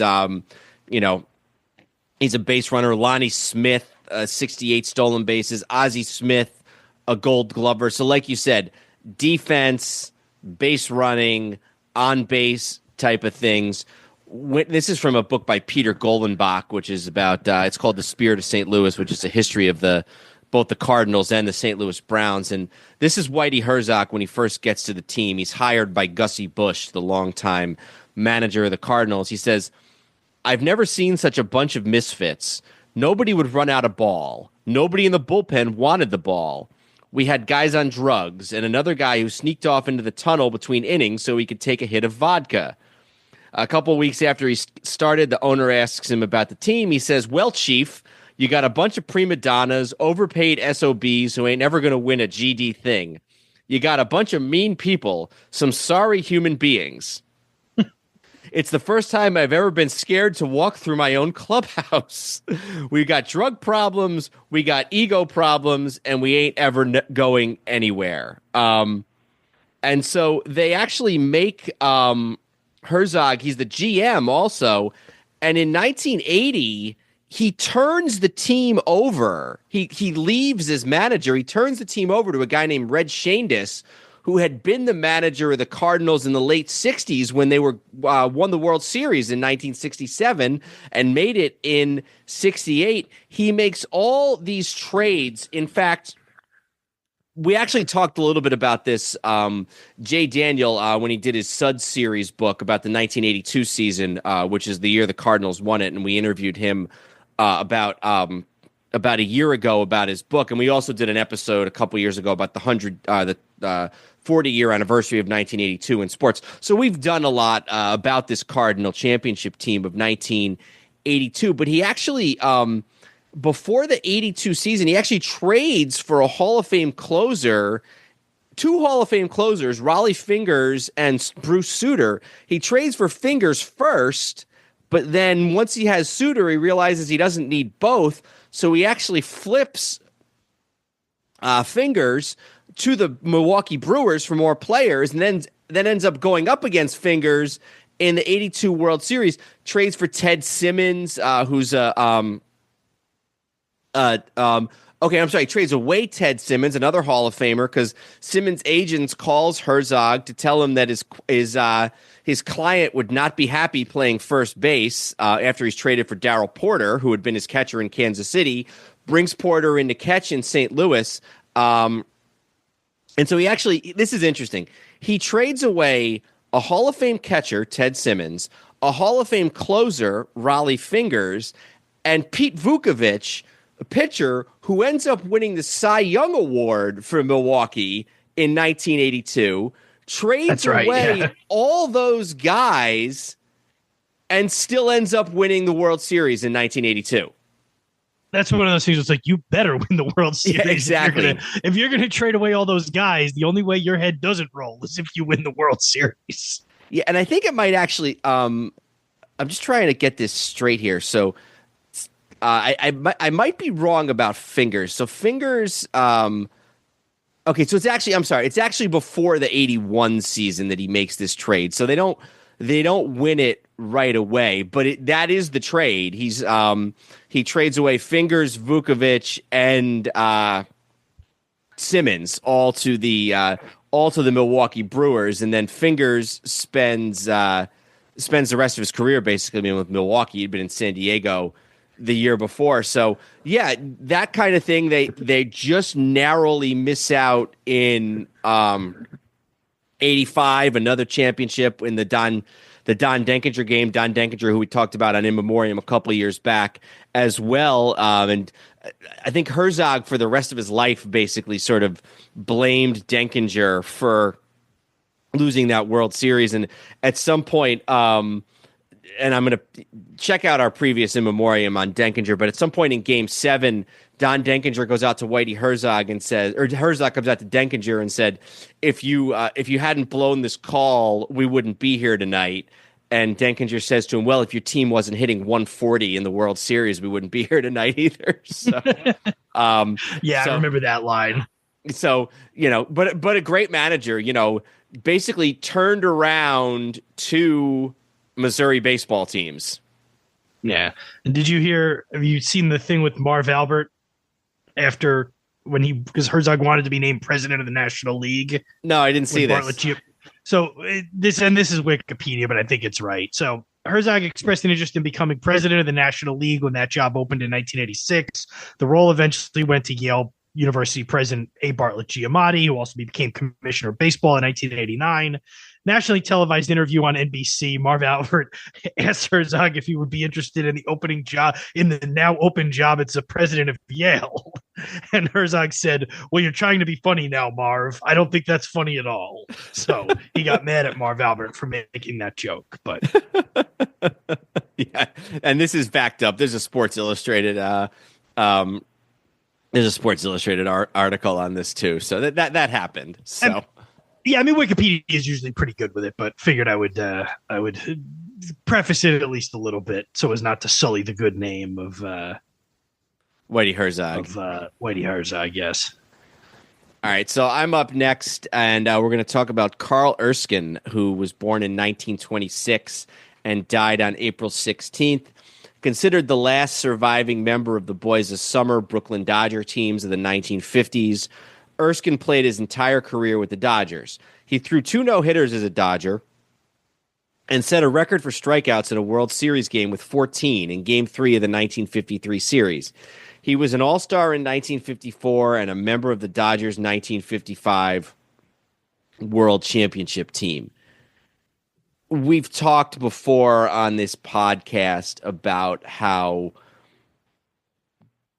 guys from these dynasties, are starting to die off. We've done in memoriams of just since we started doing this, we've talked about Bill Russell, Sam Jones, Casey Jones, Tom Heinsohn. The Celtics dynasty of the 50s and 60s has basically all passed on. We talked early on, I think the first year we did this, we talked about Whitey Ford and Bobby Brown, who was with the Yankees in the 40s and the 50s. And so there are really few, if any, guys, Ralph Terry, there are really few, if any, guys left from sort of the 40s and the 50s, early 60s Yankees teams. 60s Packers, same thing. We've talked about Jerry Kramer's still alive, but we've talked about Willie Davis and Paul Hornung and Herb Adderley. So as these sort of mid-centuries dynasties really start to lose their last surviving members, it's worth commemorating that. And Carl Erskine for a long time was kind of the last spokesman of those great Dodger teams of the 50s. Talked about Jackie Robinson and, kind of talked about his relationship with him and Gil Hodges and all of these guys. And it really is kind of the end of an era because there ain't going to be any more Brooklyn Dodgers. So I don't know if he's technically the last surviving member of the 55 championship team, but if he's not, he's one of the last. Did Koufax have an appearance with that team or two? Yeah, Koufax was on the team in 55. I don't think he got into the World Series in 55. I think either Koufax or Drysdale pitched in the World Series in 56. I don't remember which, but yeah, Koufax, he was on the team in 55. He may have even been on the World Series roster. In fact, Koufax would have had to have been on the World Series roster because Koufax was a bonus baby, and part of the thing about the bonus babies was you couldn't be in the minor leagues. But yeah, so yeah, Koufax, but Koufax obviously much more known as an LA Dodger. But I just mean in terms of we're going to run out. So, we'll talk much later in this episode about Willie Mays. And obviously Willie Mays' career, there's a lot of important things about it, but there can't be too many guys left who played for the New York baseball Giants. That's but anyway, true too. For Erskine, like you said, it's sort of by virtue of being one of the last living guys and was in pretty good health. He was in a lot of the documentaries that were made. I remember the HBO thing on the Boys of Summer and then the one on the 51 season specifically. He's kind of one of the few guys who, was able to record for this. Even that was 10 years ago or maybe more like 15 now. But, was a Dodger from 48 to 59. Primarily a starter, was what his best year looks like it was 53, but 53, 54 in there were kind of his maybe his top years. I guess 52 was also really good, but won 20 games in 1953. which a lot of people think was the best Brooklyn Dodger team in 1953, even though they weren't the one that finally won the World Series. Finally won the World Series. He threw 2 no-hitters, one in 1952 and one in 1956. The article I saw said he's the only Dodger with multiple no-hitters besides Sandy Koufax. I guess unless something has changed, unless Kershaw did it and I'm not thinking of it or something. I don't believe so. Okay, but that was what I had seen. So, a guy who, like you said, is sort of one of the last links to an era that will be remembered for a long time, but we're pretty much out of now firsthand accounts of it. He was warming up next to Ralph Branca in the bullpen in the 3rd game of the 1951 National League playoff. And I guess he bounced a curveball, and that the bullpen catcher or somebody relayed that to who would have been the manager at that point. I think Charlie Dressen, the Dodger manager, and that was enough for Dressen to go with Ralph Branca instead. We all know what happens there. I want to talk about just the quote, by the way. Whenever Erskine was asked what his best pitch was, he said, "The curveball I bounced in the Polo Grounds bullpen in 1951." Two other things that I think are worth mentioning about Carl Erskine. First of all, he was a pioneer of the Special Olympics. His youngest son, whose first name I believe was Jimmy, was born with Down syndrome, and Erskine sort of, and this was different for the time. They didn't put him in any sort of a group home. They kept their son at home with them. They raised him, and they did this whole they really became sort of champions of the Special Olympics in the 1960s as that organization was really starting to get forward. So that was another part, was his role with the Special Olympics. Yeah, and I saw that was one that he he sort of maintained throughout a lot of his adult life, and that was what what a lot of people knew him for. And you don't want to gloss over that, especially somebody with the means where they could, I know the sort of the parlance of the time was something like a charity home or something like that. I know baseball players didn't make what they make now, but certainly could have probably afforded to put his son in a sort of put him away, so to speak, where he'd be cared for, but wouldn't necessarily be involved. And, a much less common decision at the time, but, obviously one that they felt strongly about and is commendable. And then I want to close with talking about just 2 of his great postseason appearances in the World Series. In 1952, in Game 5 of the World Series, with the series knotted up at 2, Erskine starts for the Dodgers. He's got a 5-0 lead, or 4-0 Dodger lead, but then he allows 5 runs in the 5th inning of Game 5. The manager, Dressen, comes out, and they end up talking about how Erskine and his wife would be celebrating their 5th wedding anniversary that night. And Erskine ends up staying in the game. He pitches perfect ball, 19 up, 19 down, and strikes out Yogi Berra to end the game in the 10th inning. Dodgers win 6-5. And this is a Yankee lineup with 4 Hall of Famers in a row in it: Rizzuto, Mantle, Johnny Mize, and Yogi Berra. And then the following year, in 1953, which is his best year as a major leaguer, in Game 3 of the 1953 World Series, he pitches and he strikes out 14 Yankees in a 3-2 victory, again going up against future Hall of Famers Rizzuto, Mantle, Berra, Mize, all of these guys. So Erskine's best year is definitely sort of the early 50s time period. By the time the championship teams roll around, the 55 team, he's 11-8. He's I think he pitches in the 55 World Series, but he's not the star. He has one start where he gives up 3 runs in 3 innings, and they pull him, and that's kind of the end of it. Goes out with the team to L.A., pitches in 58, and then in 59 retires early on in the season, I think in like May or something. So he's not there when they win the World Series in 59 in Los Angeles. But a great ambassador for the Brooklyn Dodgers throughout his life, and probably the last one we'll ever see. I think I saw that he was the starting pitcher for the Dodgers' first home game in California. Okay. What would have been the LA Coliseum, but I don't know if that was their first overall game or if they started on the road. But it looks like that was their first home game in Los Angeles, and he was the starter. All right. Do we want to move on? Do you want to tell us about? I believe it's your turn to tell us about our next individual. Sure. Jimmy Johnson, born in 1938, passed away on May 8th. Johnson played 16 seasons with the San Francisco 49ers, mostly as a cornerback. He intercepted 47 passes in his career and was named to 8 All-Pro teams and 5 Pro Bowls. In 1994, Johnson was inducted into the Pro Football Hall of Fame, whose website calls him one of the best man-to-man defenders in history.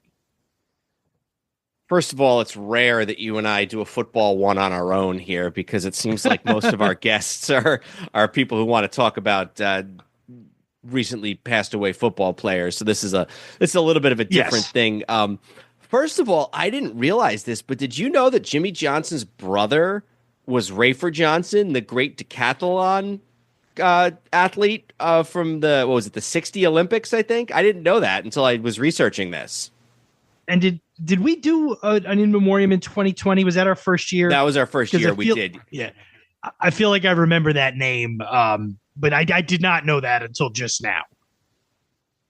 So, yeah, I mean, I think Jimmy Johnson, I guess I would kind of describe him as sort of great but unspectacular. He's not somebody who's got a lot of stats. Stats are hard to quantify especially for defensive players going that far back, but he was one. You're really just going to have interceptions is basically what you're going to have. So that's exactly right. He was a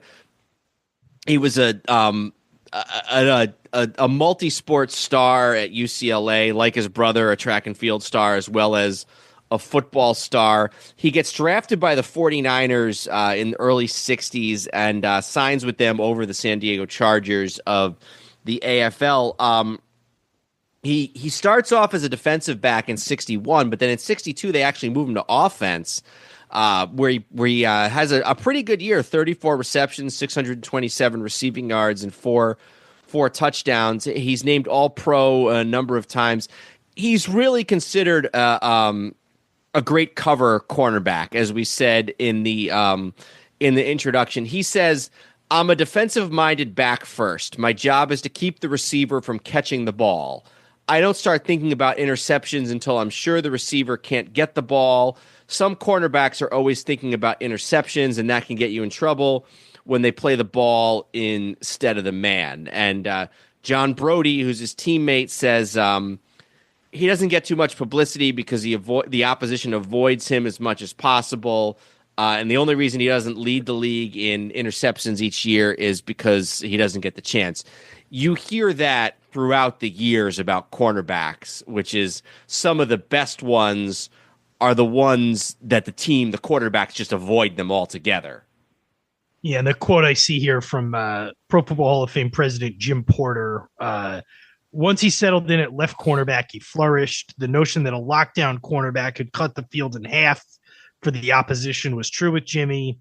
Only rarely would other teams' quarterbacks even look in his direction, and more often than not, regretted the decision if they challenged him. We sort of, the modern, the 10 years ago, 15 years ago with Darrelle Revis, there was a phrase called Revis Island, where it meant you wouldn't even see him all game because he wouldn't be on screen because they weren't throwing the ball to his whoever he was covering. It seems like that's sort of the thing they're talking about here in a much different era of the NFL. But okay, just write off the guy that he's covering, and we'll try to find we'll try to find our receptions from somebody else. Remarkably durable. He plays in 14 games at age 38. He plays in 14 games at age 37. He's with the 49ers for 16 years. Sort of, he's there all the way from 1961 when they're just coming out of the sort of 50s with Y.A. Tittle and Hugh McElhaney and the $1 million backfield, all the way to 1976 when they're only a couple years away from Bill Walsh and Joe Montana. So he really kind of bridges the gaps between eras in San Francisco 49ers history.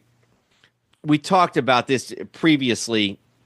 People don't necessarily realize, you think of the 49ers and you think it all maybe sort of started with Joe Montana, but they were really good in the early 70s. In 70, they only lost 17-10 at Dallas in the conference championship. In 71, same two teams, they lose 14-3 to Dallas.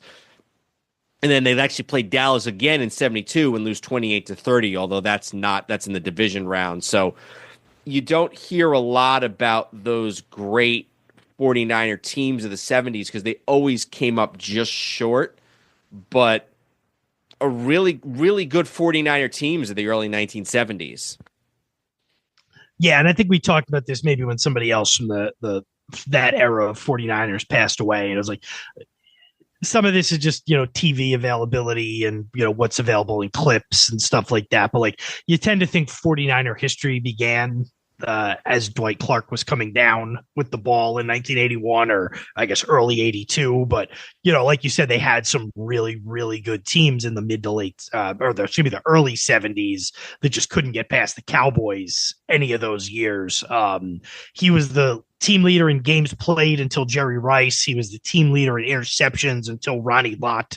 Like you said, there's not going to be a ton of stats. Basically, his career stats are interceptions, interception yards, fumble recovery, safeties, and touchdowns are really the equivalent, which total touchdowns is 6, which is not bad for a primarily defensive player, by the way. But sort of one of the great cover corners in an era where that was, maybe not, you don't think of having elite corners in that era of the NFL, but you still had some. It just wasn't as highly, they don't get passed through the memories like other positions do where, big hits or big offensive plays or whatever.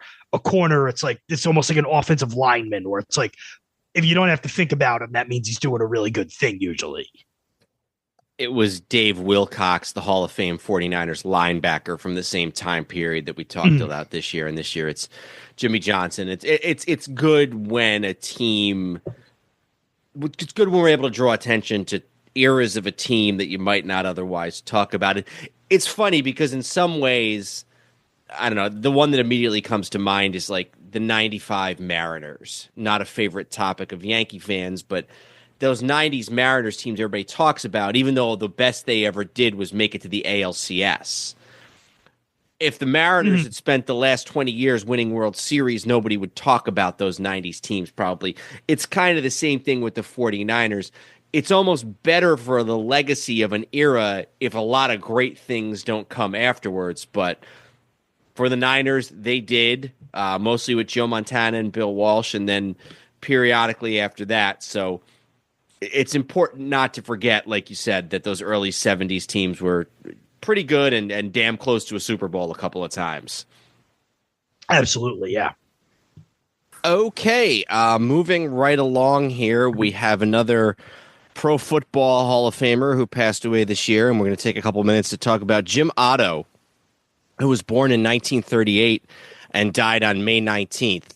Undrafted by the NFL in 1960, Otto joined the newly formed American Football League with the Oakland Raiders, where he played in 210 consecutive games as a center. He was a first-team All-AFL honoree for all but one of the year's 10-year existence and was inducted into the Hall of Fame in 1980.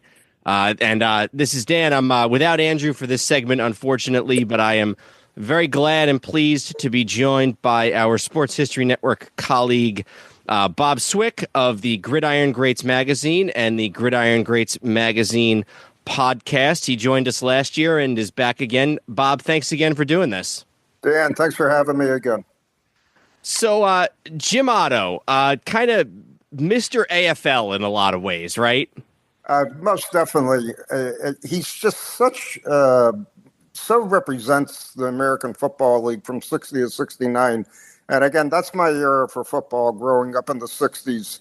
I was always fascinated with the player that had a jersey that had 2 zeros on the back of it, and everybody else had normal numbers. And so as the years went on, especially where I grew up in Connecticut, we would get the 4:00 West Coast American Football League game.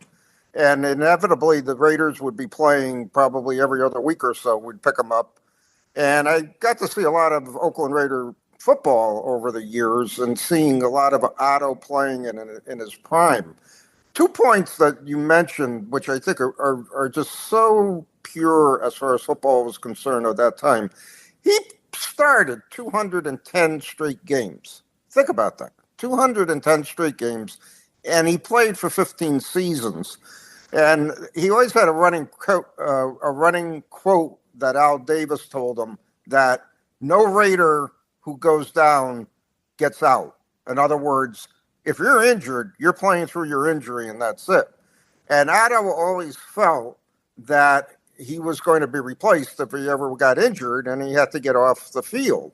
So he had a contraption, if you notice some of the pictures, he had a big, for lack of a better way of explaining it, like foam neck brace that he played with. Yeah, it was like a neck roll type of thing. Yeah, the neck roll. Yeah, exactly. And he had a lot of vertebrae problems over the years. Another interesting statistic about him that I didn't realize until a couple of years ago, he had, I believe, 74 different operations on his body, of which, and literally, he must have been walking metal with all the replacements he had and all the bolts and screws in his bones, so on and so forth. But he played with incredible pain toward the end of his career, and he still performed incredibly. One of the greatest pure centers football has ever seen. I think that, first of all, the math speaks for itself. 210 straight games in 15 seasons, that's every game, because there was 14 game seasons in those days. Right. So you divide 15 by 210, and that's 14. So the guy never missed a game. I read a story when I was doing my prep. Al Davis actually started his football career as an assistant coach for the Chargers. Right. And when Davis came over to the Raiders, he said to Jim Otto, there was a game, last season or whenever it was, where you came out of the game. And that was a boon to the Chargers. They were really excited. They were like, okay, now we have a chance to do some damage on defense because Jim Otto's out of the game. And Otto, that really stuck with him. And he kind of doubled down on his own desire never to be taken out, never to come out of a game. And, the results speak for themselves. I think it's like, never misses a game in 15 seasons. You got 12 Pro Bowls, 10 All-Pro, 10 All-Pro selections. Like we said in the intro, he's an All-Pro every year of the AFL, and he's a first-team All-Pro all but one of those years. So really, and he really kind of sets the tone for what those great Raider teams of the 70s would be. Right, exactly. And I think that the key with Otto also was he had the strong work ethic. He played to win, even though they only played in one Super Bowl. They had a lot of division titles over the years. However, he never really won the championship, never really won the big game. But in any event, he was just a hard-nosed, old-school player, a great player from the American Football League, a great player of the 60s and 70s. Sadly missed, to say the least. The other thing that I thought was two things, I guess. First of all, that offensive line that he's on in the early 70s with a number of other Hall of Famers, Gene Upshaw, Art Shell, they had Bob Brown even with them for a year or two. That's one of the great offensive lines with 3 or 4 Hall of Famers on it at once. And then the other thing that I really thought was great about him was that, or maybe not great, but was interesting about him, was that he kind of refused to be bitter. even in, he kind of became the poster child in the 80s and 90s for the beat up, broken down former pro football player. But he always kind of said, and look, other guys take a different track, and that's okay too. But his attitude was always sort of, look, I love to play football. I chose to do this for a living. He was not one of these guys who was bitter towards the game or bitter towards the league or anything like that. Right. And again, that just shows to me and shows to everyone his old school nature. You played a game, you put everything, you gave 110% on the field, you played to win, and you have no regrets. You left it on the field, and that was it. And I just wish some of the players today, and this is my bias, but I just wish some of the players today would understand the history of the game a little more closely than what they don't know about those guys that paved the way for them to be doing what they're doing today. It's just truly amazing. Yep, absolutely. And then his sort of prime with the Raiders coincides with some of the great years of the Oakland Raiders. Like you said, never made a Super Bowl. He never won a Super Bowl. He made the Super Bowl too. But, a couple of AFL or an AFL title in '67 and, number of Pro Bowl appearances, like we said, and deep into the playoffs almost every year. So one of the all-time greats. And when you see lists of all-time great centers, he's on the list usually with, Bruce Matthews and Mike Webster and a couple other guys. He is among the pantheon of the all-time great centers in the history of professional football. Right. And he was always proud of his award that being as a member of the All-American Football League, the All-AFL team from 60 to 69. And the guy played all 10 seasons of the American Football League. You can't ask for anything more than that. That's great. So Bob is going to be back with us to talk about somebody else in a little while. But before we end this segment here, Bob, why don't you tell us a little bit about your podcast, the Gridiron Greats magazine podcast, and the magazine that it's based on? Well, I've been publishing Gridiron Greats magazine since 2009. We're currently working on our 87th issue. Gridiron Greats magazine is a magazine that deals with the history and memorabilia of football from 1869 to its inception. From 1869, its inception to today's date. We look at a lot of different pieces of memorabilia, of history of the game, players, so on and so forth. We actually did a tribute on Jim Otto in our last issue, which was written by Martin Jacobs, one of our senior writers of the magazine. Our podcast translates now because we are now able to do video. We show a lot of pieces of memorabilia and individual collectors' memorabilia on the podcast, and we talk about current situations, current events in memorabilia of football right now, and a lot of the past history, sports, football cards, programs, yearbooks, media guides, things of that nature, ticket stubs. So we like looking at the memorabilia of the game. I've been a collector all my life since I started opening up my first football packs back in 1965, just to date myself a little. And I'm getting up in the years, and I still collect to this day. I still enjoy collecting, and I just think it's great to preserve the history of the game through its memorabilia. Absolutely. Well, we enjoy the podcast and the magazine, and Bob, we thank you for coming on for a few minutes to talk to us about Jim Otto. Thank you very much. All right, moving right along, back into the realm of professional and especially college basketball. Andrew, do you want to tell me who we'll be talking about next? Sure, Dan. Bill Walton, born in 1952, died on May 27th. Perhaps the greatest player in NCAA basketball history, Walton was named College Basketball Player of the Year in all three of his seasons with UCLA and led the Bruins to 2 NCAA titles.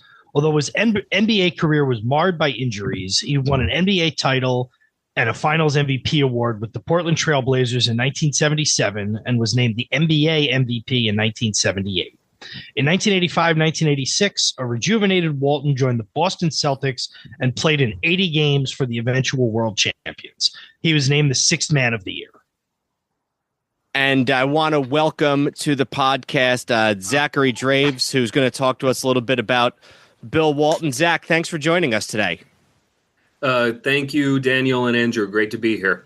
Oh, no, we appreciate you doing it. So many different places we can go with Bill Walton, a guy who kind of touched so many different areas of basketball as a college player, professional, a broadcaster. So where would you kind of start when we got if you sort of lead off the conversation about Bill Walton? Well, I think the obvious place to start when it comes to Bill Walton is obviously his contributions to the game and his genuine love for the game.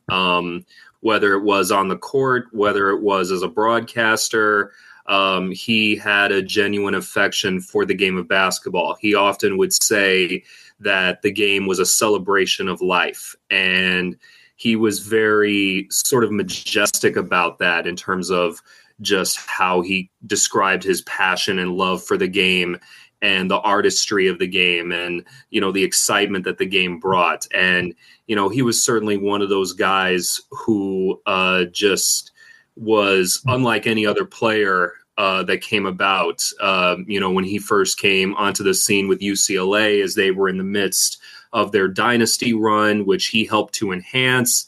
I mean, he was this tall, lengthy, gawky redhead from San Diego who did things that were just on the cutting edge in so many facets of the game. Particularly, when I think of Bill Walton, I mean, obviously, he was a tremendous scorer, and with his height, he could grab the ball with ease, when going up for the rebound or for a putback. But he was just he was somebody who mastered the outlet pass for a guy his height. He was a guy who would often, on a missed shot or what have you, at the other end of the court, he would just go up, twist his body for just a split second, and then just kick it out to the outlet. And, he would also at various times, in transition when the other guys were making their way back to the other end of the floor, he would just heave it to the other end, to the outlet, wherever that guy was. And it was smooth sailing. And, in terms of, like Andrew pointed out, in terms of his professional career, he was obviously hampered by injuries, particularly with his feet. His feet really got the better of him. That started back during his days at UCLA.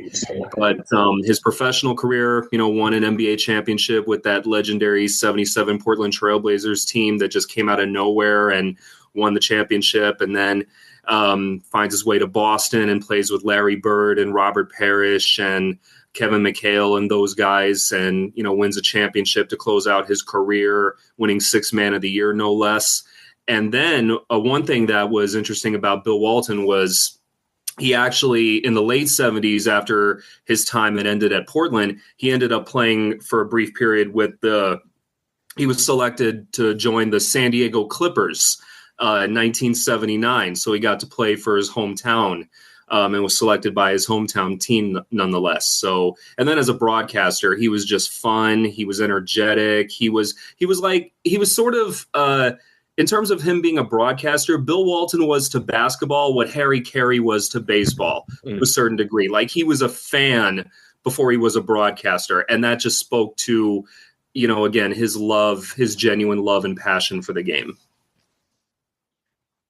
Yeah, and I think as a broadcaster, which, that's really how I remember him. His last year in the NBA was the year I was born. And, certainly the college career was long before I was born.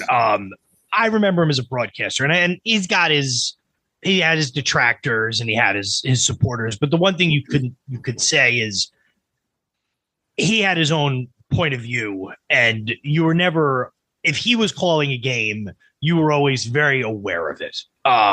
There's a lot of guys who are trying to do a certain other person, but like you mentioned with Harry Carey, it's like they were clearly being themselves, come of that what may, as broadcasters. And then also one interesting thing about Bill Walton in terms of his transition to being a broadcaster after his playing career had ended was, one thing about Bill Walton that's very interesting to note is that when he was a kid growing up in San Diego, he had a big stuttering problem.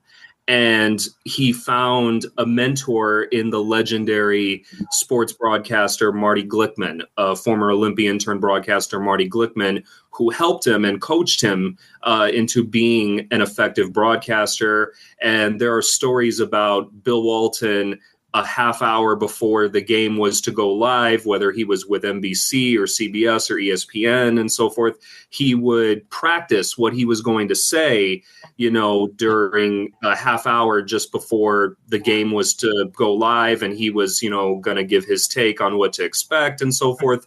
He would practice what he was going to say just so that way he could be as coherent and as articulate as he could. And you would have never guessed just by watching him that he was, had a long-standing stuttering issue. But and then just in terms of, the broadcasting approach that he took, which, wasn't as polished as, most would come to expect from an analyst. I mean, he had some polished moments and he gave great analysis, but he was also coming at it from the perspective of a fan. It was almost as like the casual fan that was watching, he was speaking on behalf of them and was telling the story of the game from what a fan might say. Like I remember as a kid, and as a broadcaster myself, trying to, take whatever approaches you can learn from, and he's certainly one of them. I remember as a kid watching Michael Jordan when he was playing the flu game, as it's called, Game 5 of the 97 finals against the Jazz. I remember one distinct moment about Bill Walton was when the Bulls were in control of the game after Michael hit that three-pointer to give them the lead, 38 points, almost on the brink of collapse on the floor from exhaustion.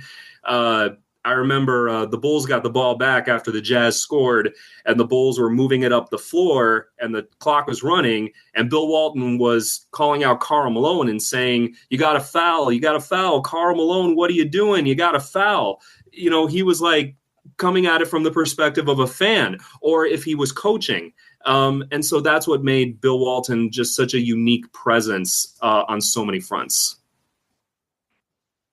Yeah, he definitely, his playing career is one of the most, he's the ultimate what if story. And like you said, his injuries really started going back all the way until his time at UCLA. But 77, as we said in the intro there, he wins the finals MVP, wins a championship with the Blazers. And then the following year in 77-78, which is his MVP year, but he gets injured probably about 2/3 of the way through that season. And it's always sort of been said that he was kind of playing the best basketball of his life, or at least the best basketball of his professional career, when he goes down with that injury. And then the next several years are just crazy. And this is games played starting in 78-79, 0, 14, 0, 0, 33, 55, and 67.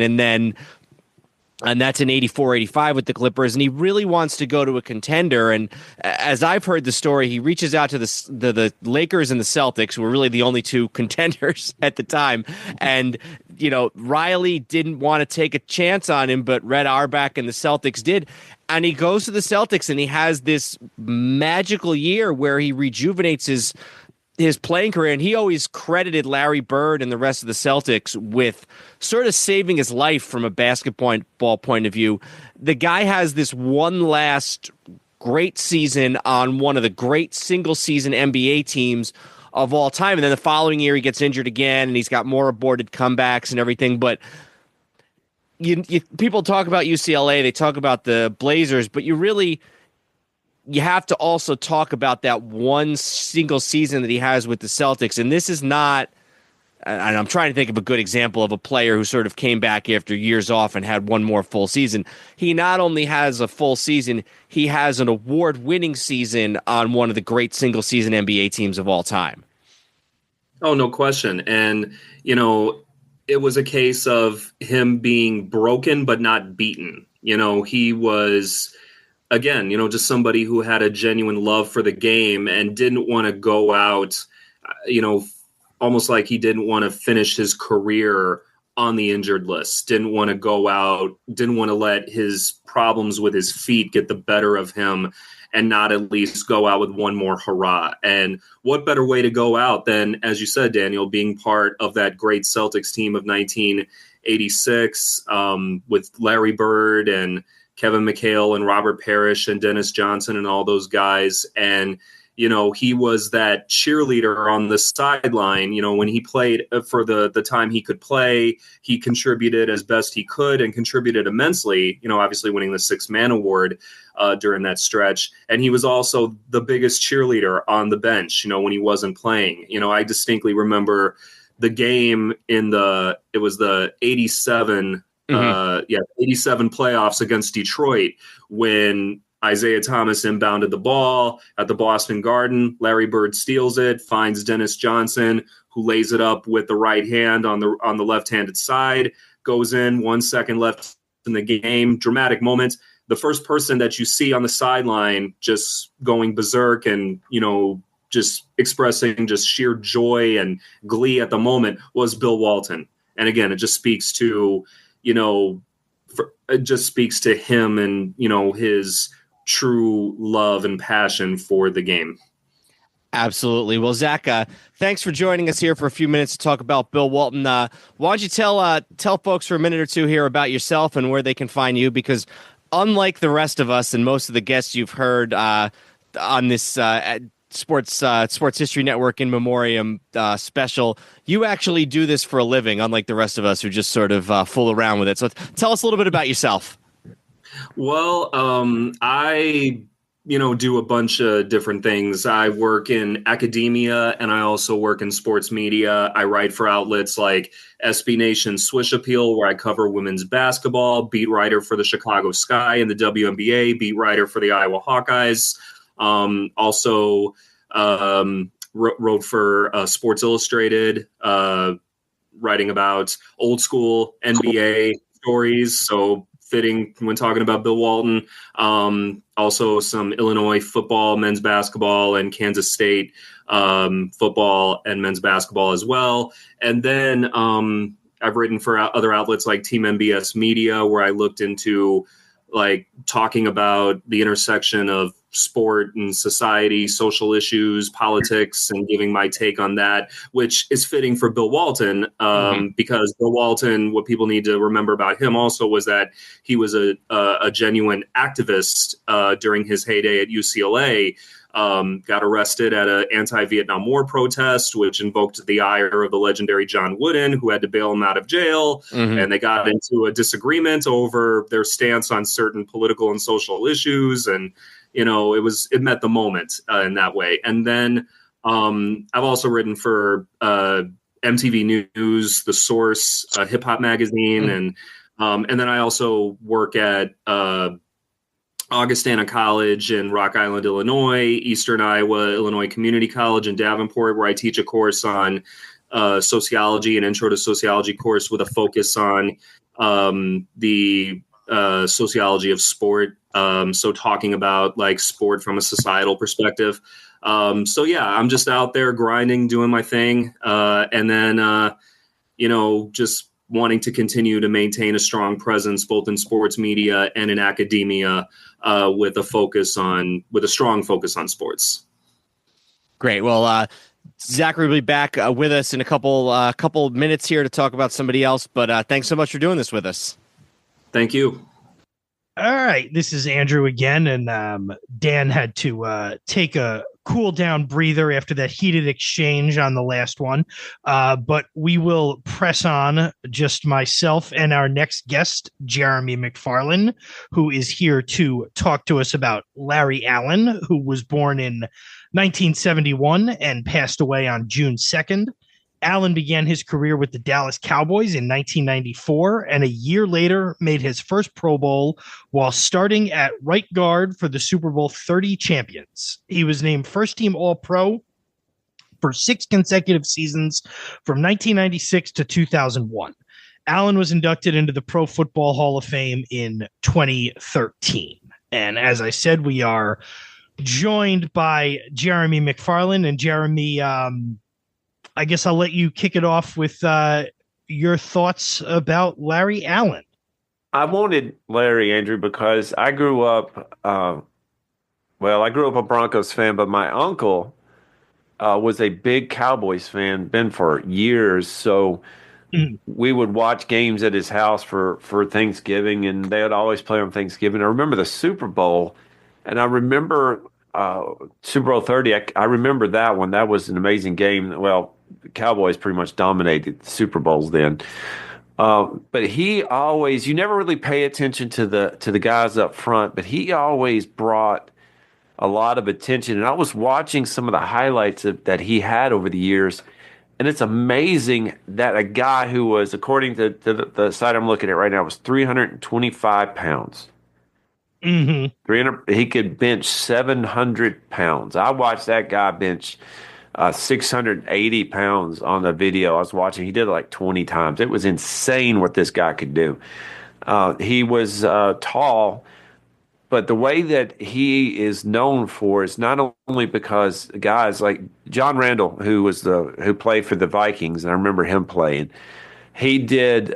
Larry Allen was number 95 on the top 100 all-time players in NFL history, voted by the players and everybody. John Randall said, you can trash talk a lot of people, but you can't trash talk Larry Allen. And he's like, if you're going to try to bull rush Larry Allen, you got to find another way to do it. Because even somebody like John Randall, who had a high motor and was insane in a lot of what he can do, didn't want to take Larry Allen on. There were some times he said that there were some people he talked to, middle linebackers or outside linebackers who were about 240 pounds, who would try to go in there to get the quarterback. And Larry Allen said, no, sir. And they said, I don't want to do that again. The thing I read and listened to, and it's amazing that he was the main blocker for Troy Aikman, who is the Hall of Famer, Emmitt Smith, who is the leading rusher in NFL history. I don't think he's the best one, but he is the leading rusher in NFL history. And for Michael Irving, who is also in the Hall of Fame, to get enough time for Aikman to throw the ball. You did not get past, I don't have the numbers in here, but if I remember correctly, you do not get past Larry Allen for a sack. I don't know how many he would have been. But this was pretty cool. Go ahead. I will see if I can find that while you're talking. That actually would be pretty neat to know, because it was probably. Let me see if I can find it. Let's see. How many years did you say he played? He played from 94 so to. His rookie year was 94. He was with the Cowboys up through 2005, which, just real quick, that, to me, that's up through the Bill Parcells era. Yeah. Now, that's playing for the 49ers, I did not know that, and it is wrong seeing him in anything but a Cowboy. So it's like Emmitt Smith, seeing him in Cardinals red, or Eddie George seeing him as the Cowboys, or now Derrick Henry as a Raven. It's just wrong seeing him. My fantasy football team is happy with Derrick Henry's resurgence, but yeah, especially when you consider Larry Allen. It's wrong to see it. Those 49ers teams was their biggest rivals to that time. It was like Deion Sanders doing that, and he knew what he was doing. But I don't have any problem with the 49ers. I had them actually picked to be in the NFC Championship game against the Lions at the beginning of the season. Not anymore. But when you see somebody who, and I was looking at their jerseys. I mean, you're a Giants fan, correct? So yes, you know what I'm talking about. Yeah, sadly, I'm a Titans fan, so I get it. I've told people, it's like, Titans, do not win another game, please. I want the number one pick, and the only team that we're really going up against is your team. But I remember the jerseys back in the day, the Cowboys jersey, they were beautiful. Not as beautiful as the 49ers, but when you see somebody like Larry Allen, who filled out a couple of jerseys with how big he is, this guy, listen to this. And again, this is just on one side. I haven't double checked it, but his 40-yard dash, 5.21 seconds. Come on. At 300 whatever pounds. Yeah. Come on. You cannot tell me that's not athletic. He's not a freaky athletic guy. Come on. So I found these numbers, and again, take them with a grain of salt because it's just a quick Google search, but it says he averaged allowing 3.2 sacks per season. That's insane. Yeah, and especially if you factor in, he started pretty much right away as a rookie, and had a career that went another 12 or 13 years. So you would assume those numbers were higher at the beginning and the end. So in the late 90s, early 2000s, in his prime, he was probably averaging 1 or 2 a season. And this number also says that in 207 career starts, 13 holding penalties. Oh my gosh. Now, again, I would want to fact check that if it was, but that let's assume it's close to that number, and it's remarkable. Did he play guard or tackle, or did he play both? I want to say he was mostly a guard. I want to say he was left guard mostly, but I might be off on that. Yeah, let me double check that. I believe that was the number, and obviously, being a rookie in '94, he would have come into a team that, he was a guard. In '98, he started at left tackle, but I think that he played mostly guard, which is fortunate for the Cowboys, because guess where Emmitt Smith went? Emmitt Smith was not a sideline to sideline runner; he was a one hole run, and guess who you want to get behind? Mm-hmm. And again, this is just stuff throwing out here, Andrew, but how awesome would it be to know the number? I don't even know if they have that. How many yards he got behind Larry Allen?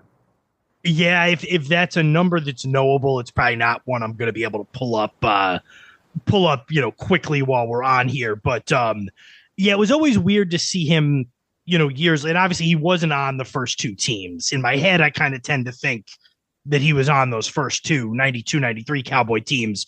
But he would have come in with Jimmy Johnson, been there through the Switzer years, and then sort of the lean years with Dave Campo, and then who else did they have? They had Dave. Was Norv Turner the coach there for a little while, or no?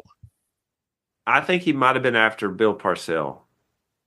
But after Parcells, it was Wade Phillips. But anyway, the sort of real lean era between Switzer and when Parcells took over, and it was weird to watch games in 2003 and 2004 and be like, oh, that's right, Larry Allen is still there, a guy who was on those early to mid 90s Cowboys teams.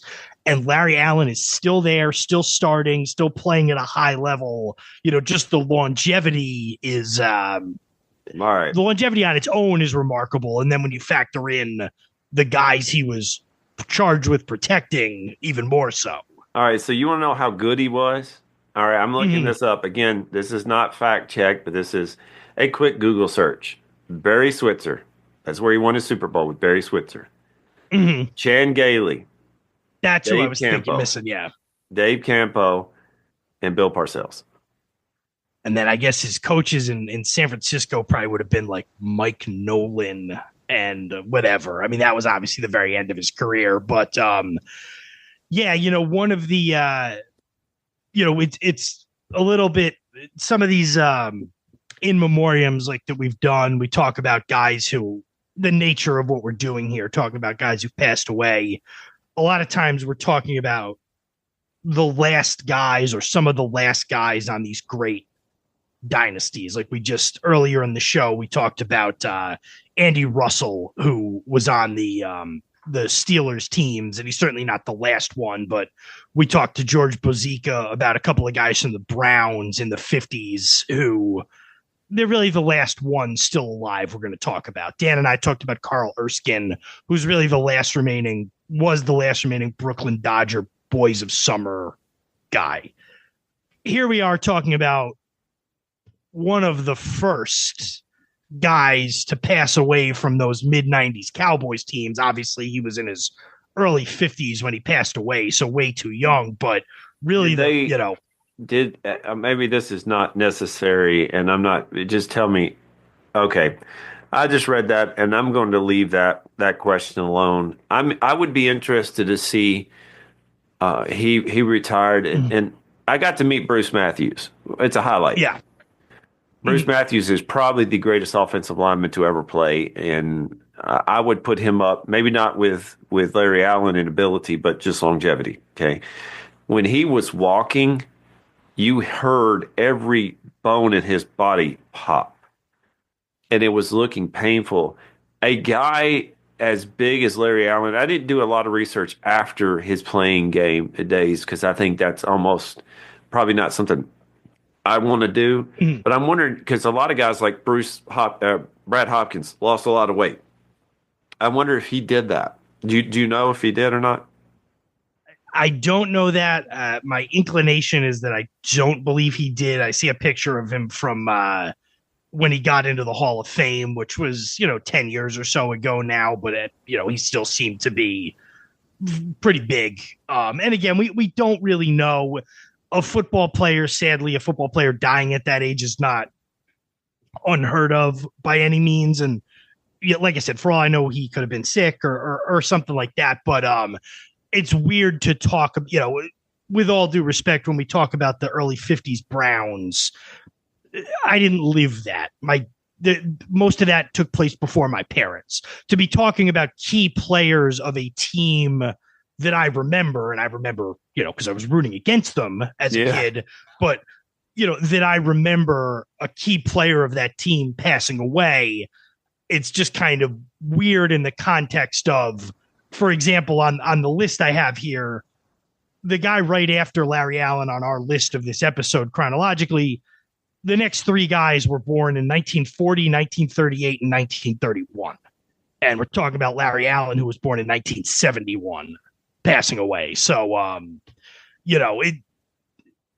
was named to the all-decade team for both the 90s and the 2000s.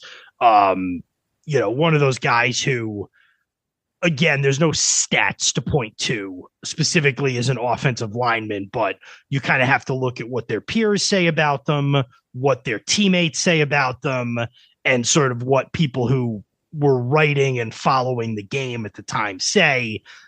And I think it's pretty unanimous that he was, for the balance of his career, and then historically, one of the best interior offensive linemen of all time. When you look at his playing, I was watching because I remember the teams like you were saying. Of course, you being a Giants fan, you probably remember them a lot more than I do. I remember them because that's the only thing you can watch on Sunday afternoons where I lived. I didn't have a team to follow, so they'd put the Cowboys on. And I remember Pat Summerall and John Madden talking about them. And John Madden, good gracious, I miss that man. He was all about the guys in the trenches, and he would bring up Larry Allen. He had this same type of feeling for Larry Allen that Chris Collinsworth has for Patrick Mahomes. Just that type of respect and love for him. And for, John Madden with Brett Favre, too. But for Larry Allen, I remember him talking about how he was able to move for a big man. And you hear the term of dancing bear. You have these big guys that move around. He was not so much a dancing bear. He had fluid with his feet, with his footwork, that was not common for a guy in that time frame. Now, if you go back to the 60s with the pulling guard for the Packers, 50s and 60s, where they have the sweep, that was more because these guys were not even 100 pounds. They were about 100 pounds off for a guy like Larry Allen. But that was the type of movement that what I remember Larry Allen doing. He had that type of footwork with a 325-pound body who can run a 5.21. It says here he could dunk a basketball. That doesn't surprise me. Did you watch the video? And if I could find it, I'll send it to you. I typed in Larry Allen on YouTube because I wanted to see it and remember it. It was against the Saints. Troy Aikman, who threw a lot of interceptions, but he got the ball tipped. Saint defender caught it. Was running on the left sideline. Was going to score a pick six. Larry Allen came up behind him and tackled him. Come on. Come on. You can't. That is like a cheat code right there. Yeah, that's like the highlight reel play. We'll kind of circle for a landing here, but I think just to put a fine point on it, the quote I'm reading the New York Times obituary from when he passed, and the last paragraph here says, as John Madden once said of Allen, if somebody said to God, what should all the guards look like? Then he would send Larry Allen down. So, no less an authority than John Madden, who probably saw more as a national broadcaster, probably did 6 or 8 Cowboy games a year during that era, just in the regular season. Look, if John giving Madden, the highest praise possible. yeah, if John Madden said it, you might as well go ahead and mark it down. Mm-hmm. All right. Before we wrap up, Jeremy, did you have anything with regards to stuff you're working on with the Sports History Network or otherwise right now you wanted to talk about? Just a second. I have, it's been a kind of a rough couple of months for me, but I'm getting back into the swing of things, and I've got a couple more people lined up. I'm getting back to the weekly things, and I'm looking at, I actually have a YouTube station in the works with highlights and history. I have to work out the legal issues, and maybe you can help me with that. But yeah, because I'll tell you, I do not want to be sued because I don't make any money off of this. This is fun. But I want to be able to put video, clips of video and talk about it. Well, that's what I'm working on. I've enjoyed it. I think I've hit about 140 episodes now, and I'm looking at more. So, y'all, you and your brother, come on, on. That we would definitely do that. And I think the worst thing that would happen with YouTube is they just give you copyright strikes. But I'm not the one to go to for legal advice. Well, I would mark you down and say, well, Andrew told me I could do it. You talk to him. I'll give him your email. That's fair enough. I don't have any money anyway, so if they want to sue me, that's fine. Well, Jeremy, thank you very much for coming on and talking about Larry Allen with me. I apologize for my brother's refusal to join this part of the show, but it just tells you who he is. It just tells you who he is. He's just too good for us, is what it is. In all seriousness, my brother is he forgot about the time zones when we booked this. So yeah, y'all are Eastern time. We're Central. We don't get along with each other, is what it is. Jeremy, thank you very much, and we will talk to you soon. Thank you so much. Thanks a lot.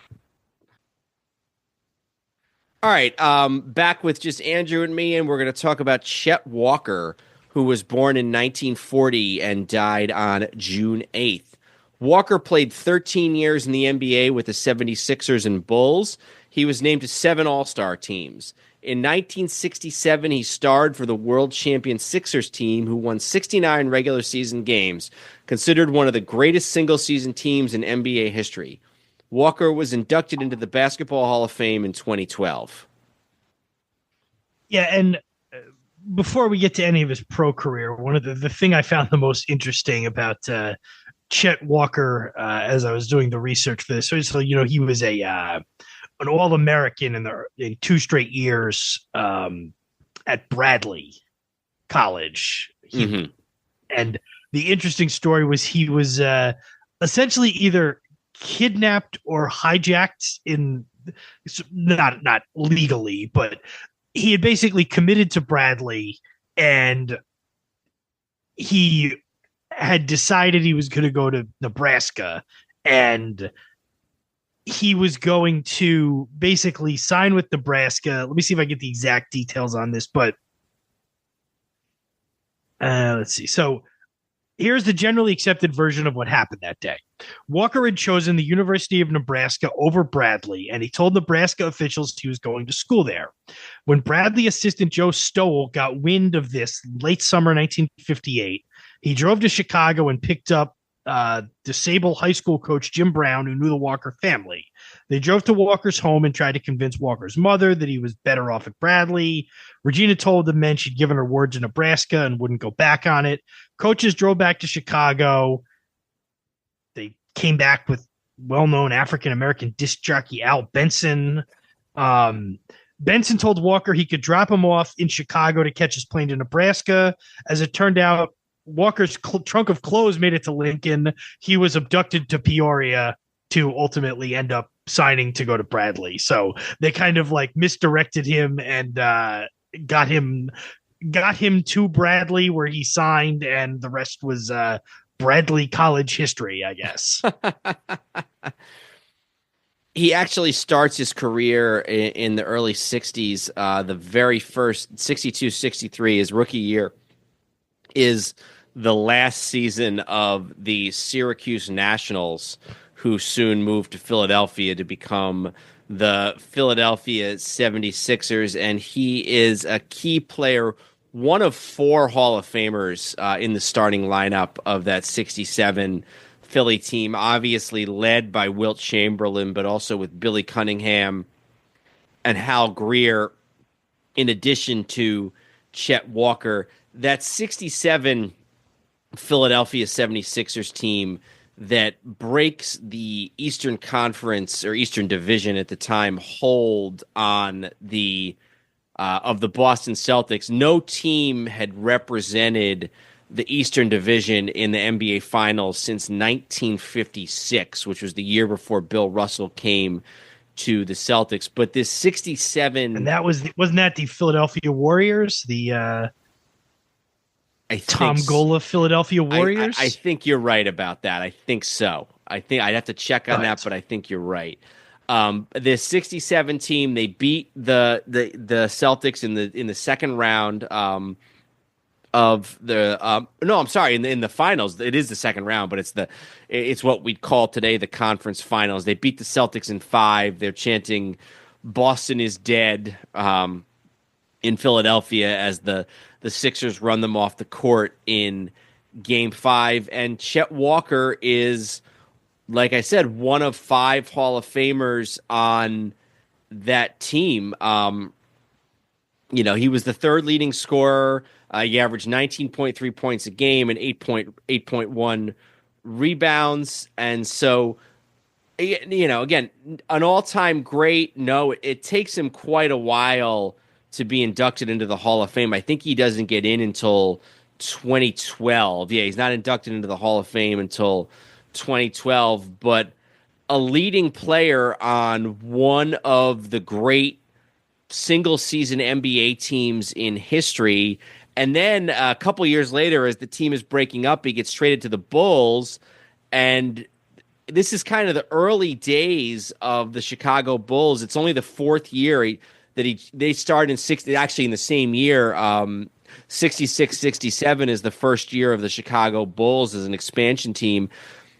Walker joins the team in 69-70, and starting in 70, that's the 70-71 season, they have 4 straight 50-win seasons, really establishing Chicago as an NBA city. And Walker, along with another guy who we'll talk about later on, Bob Love, who also died this year, and guys like Jerry Sloan, Norm Van Leer, really establishes Chicago as an NBA city. He's got the most points in a game for the Bulls with 56 besides Michael Jordan. He was also really active in the Players Union, which he kind of led to his early exit from basketball. He was part of the antitrust suit against the NBA, and he also had left the Bulls due to a contract dispute. And when he felt like he was blacklisted, the quote he said was, "I felt like I was blacklisted," Walker said about his departure from the Bulls in 1975. William Wirtz was angry. I didn't want to come back to the Bulls. I couldn't play for Dick Motta anymore. We got past it, but then I felt like we should have won at least 2 championships with that team. I thought I had a deal with Milwaukee, but then I couldn't get one anywhere. It was like the end of the story. So he felt like his players union activism was being used against him late in his career when he still had some good years to give. Closest the Bulls come is they're up 3-2 in the conference finals in 75 against the Warriors. They go into Game 6, and I believe Game 6 is probably in Chicago, but let me verify that. Go away. So 75 game. They're like I said, they're up 3-2. They lose Game 6 in Chicago by 14. Walker has only 14 points. Then they go back to Oakland. They lose Game 7 in Oakland. Walker actually is hospitalized after the series with a kidney issue that ends up being a long-range issue for him. The Warriors win the conference finals and then end up going on to sweep the Washington Bullets in the finals. So who knows? They obviously did much better against Golden State than the Bullets ended up doing. So maybe had they made the finals, there would have been a championship in Chicago before the Jordan years. And then the only other thing I would note, and this is from, and I have to admit, this is not something that I was at all familiar with. Chet Walker later goes on to work in the television business, and his 1989 television series is entitled A Mother's Courage, and it wins an Emmy in the Outstanding Children's Program category, and it was based on the life of Mary Thomas, who fought to protect her 9 children on Chicago's impoverished West Side, and whose youngest, Isaiah, became one of the NBA's most prolific point guards. Yeah, I did see that too, and it obviously was not something I was aware of, but I saw that as I was learning more about Chet Walker. I feel like there's a lot of stories from the NBA of the 70s that a lot of people don't know. Why don't we move on, though, to somebody that a lot of people do know, and we're going to talk about Jerry West, born in 1938 and passed away on June 12th. One of the greatest players in NBA history, West was named an NBA All-Star 14 times and played in 9 NBA Finals, winning the title in 1972. He is the first player to win both an NBA scoring title and an assist title, and the only player to win Finals MVP on a losing team. After retiring from playing, he saw success as both a coach and an executive with the Los Angeles Lakers, winning an additional 6 championship rings. Yeah, we got a couple now where it's kind of like, where do you start? Yeah. You go all the way back to his college career at West Virginia, which he was from West Virginia. He's a 2-time All-American first team in 1959 and 1960. He goes to the Lakers and is on those, really good Lakers teams but not for the 60s Celtics dynasty, may have won, half a dozen championships for all we know. Instead, he ends up just getting the one in 1971, or 72, excuse me. Then his whole career as an executive with the Lakers, spanning several eras of dominant Laker basketball. And, you could talk about his some of his other stuff as an executive, his involvement with the Warriors most recently. But, really the years he spent with the Lakers for the better part of half a decade, and then the fact that he's pretty much the logo of the NBA. Where do you want to start really with Jerry West? Well, let's start maybe in somewhere a little bit where you might not think it's starting. I want to just kind of pull up the man's stats, because before he was anything else, he was a damn good player. Not a great scorer, but a guy who does a little bit of everything. Leads the league in assists in 1972 at 33 years old. Just a solid everyday performer, and he's an all-star every season of his NBA career, which how many guys can you say that about? He joins the team after a couple of years after Elgin Baylor, but by the late 1960s, Baylor is really starting to fade. And by the late 1960s, it really is West's team, in 66 and 68, all those years before they bring in Wilt Chamberlain, and then it's Chamberlain who gets them over the hump. And that was something I read somewhere. It's amazing. They win the title in 72.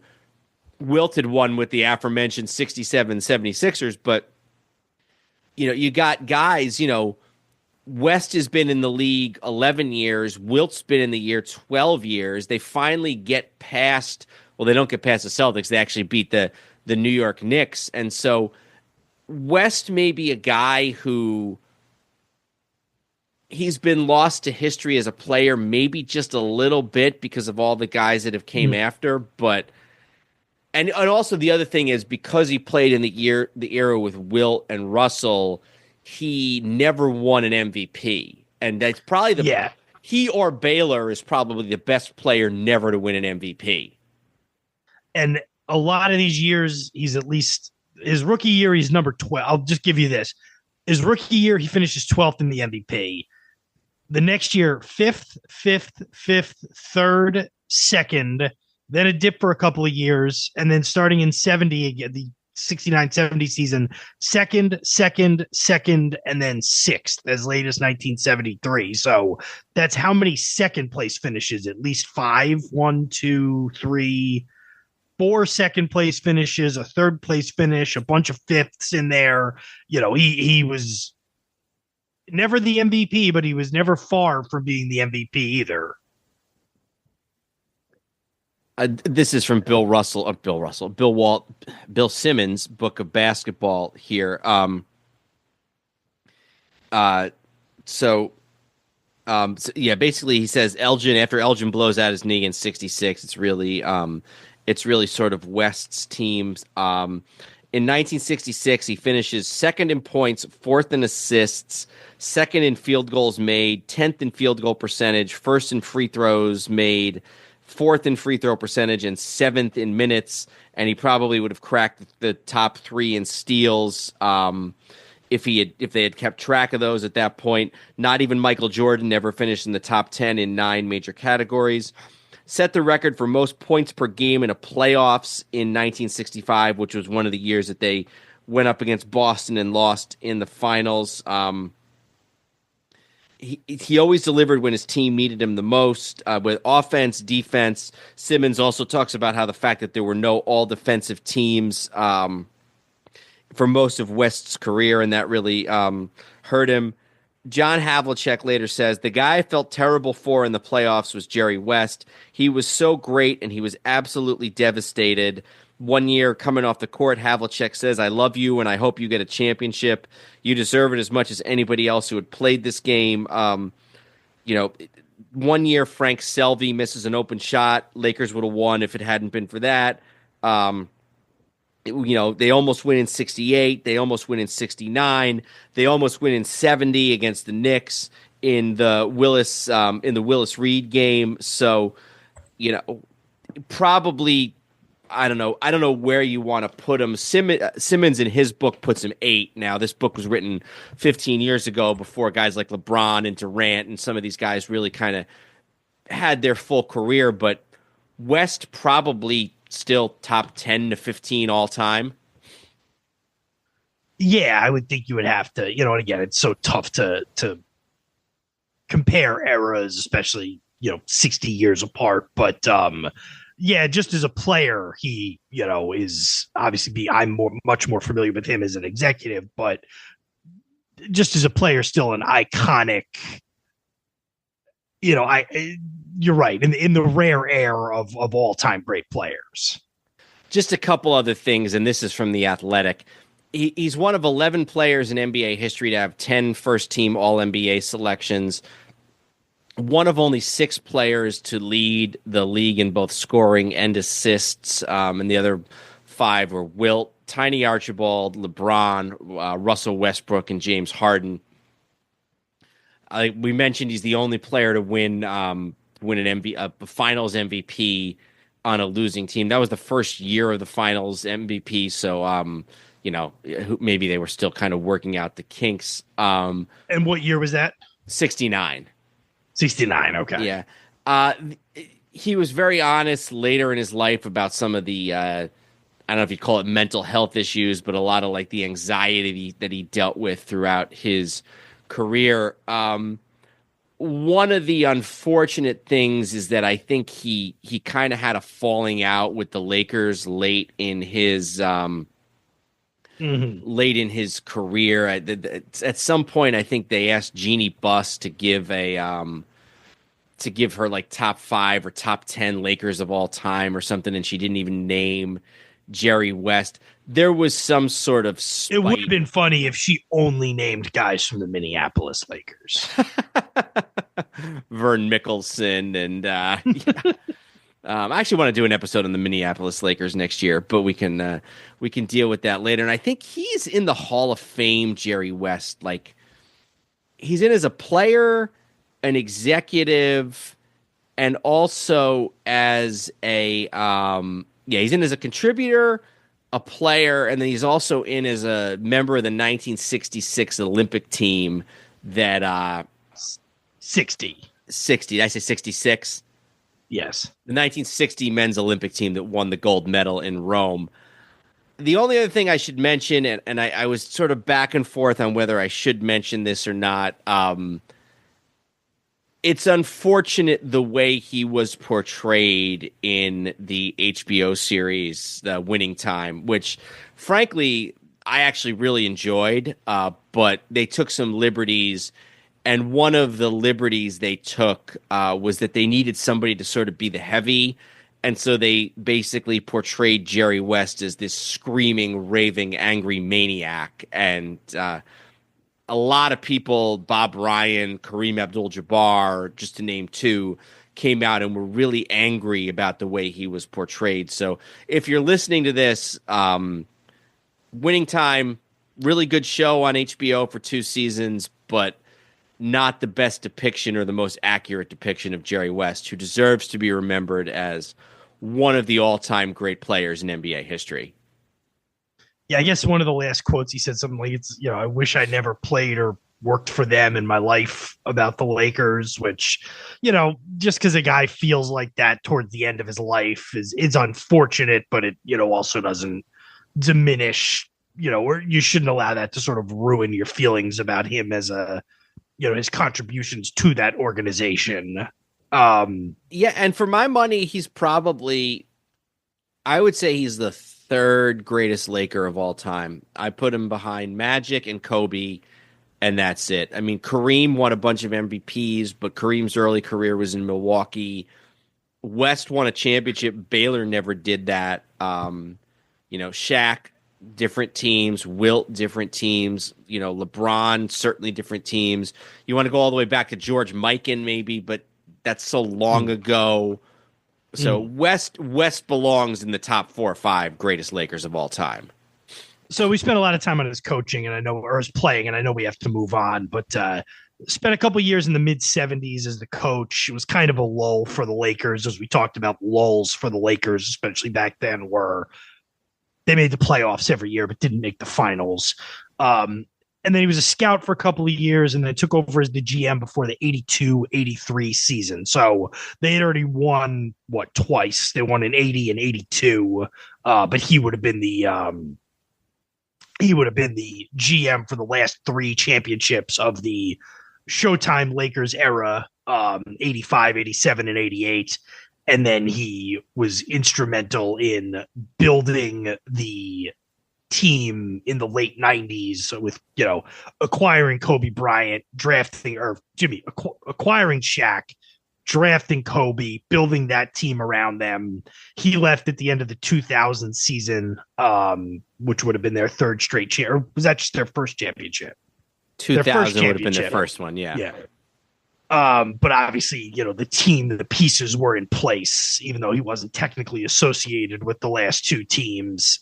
Went to Memphis for a few years, was an executive board member for the Warriors during their run in the 2000 teens. Again, how much you want to credit him for specific moves, you probably are overstating it if you say he was the architect of that team.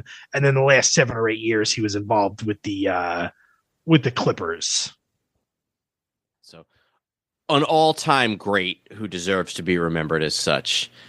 And on that note, I think we should move on to another all-time great who Andrew will tell us about. Willie Mays, born in 1931, died on June 18th. Mays played 22 seasons in Major League Baseball after starting his career with the Birmingham Black Barons of the Negro Leagues. He finished his career with 660 home runs, still sixth all-time in Major League history. In his career, Mays led the National League at least once in home runs, batting average, runs scored, hits, and stolen bases. He also won 12 Gold Gloves, most of any outfielder in history. Yeah, this is definitely another one of those where do you start ones.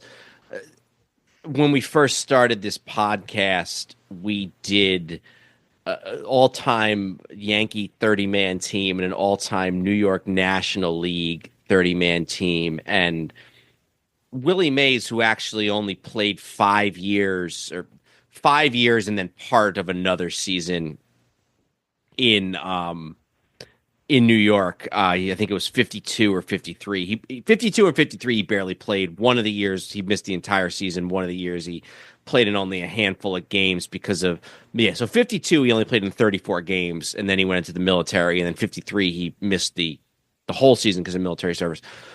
We were both kind of expecting that maybe Willie Mays, when you considered all these other guys, wouldn't be any sort of an all-time great based just on his time with the New York Giants. But even so, and you can throw in his Mets time. Yes, he has 2 years with the Mets. But 54, which was his second full year in the majors, guy bats 345, 41 home runs, a 10.5 WAR, wins MVP at 23 years of age, and leads the Giants to the last World Series that they'll win for 60 years, almost 60 years, 56 years. Yeah. Following year, he's just as good. The WAR goes down to 9.2. The average goes down to 319, but he ends up having 51 home runs, which I'd have to imagine is, one of the highest totals of that era. He actually finishes fourth in MVP voting in 55 behind three other Hall of Famers, Roy Campanella, Duke Snider, Ernie Banks, but still, he's got the highest WAR. He's got more home runs than any of them. He's got more RBIs than anybody but Snider, and he's got the highest batting average of any of them. So he damn near could have won a title again or won an MVP again in 55. He's got an odd career in that he actually doesn't – his two best seasons are over 10 years apart. In 54, he's the MVP, and then it's not till 1965 that he's the MVP again, and that's 52 home runs with an 11.2 WAR. Only wins the one championship. He's there as a rookie in 51. He's there in 62 when they lose to the Yankees in 7 games when Bobby Richardson makes the catch at second base off of a Willie McCovey line drive. And then he's with the Mets very late in his career at 42 years of age in that 73 World Series. But, one of the greatest, 2 or 3 players in baseball history, Willie Mays.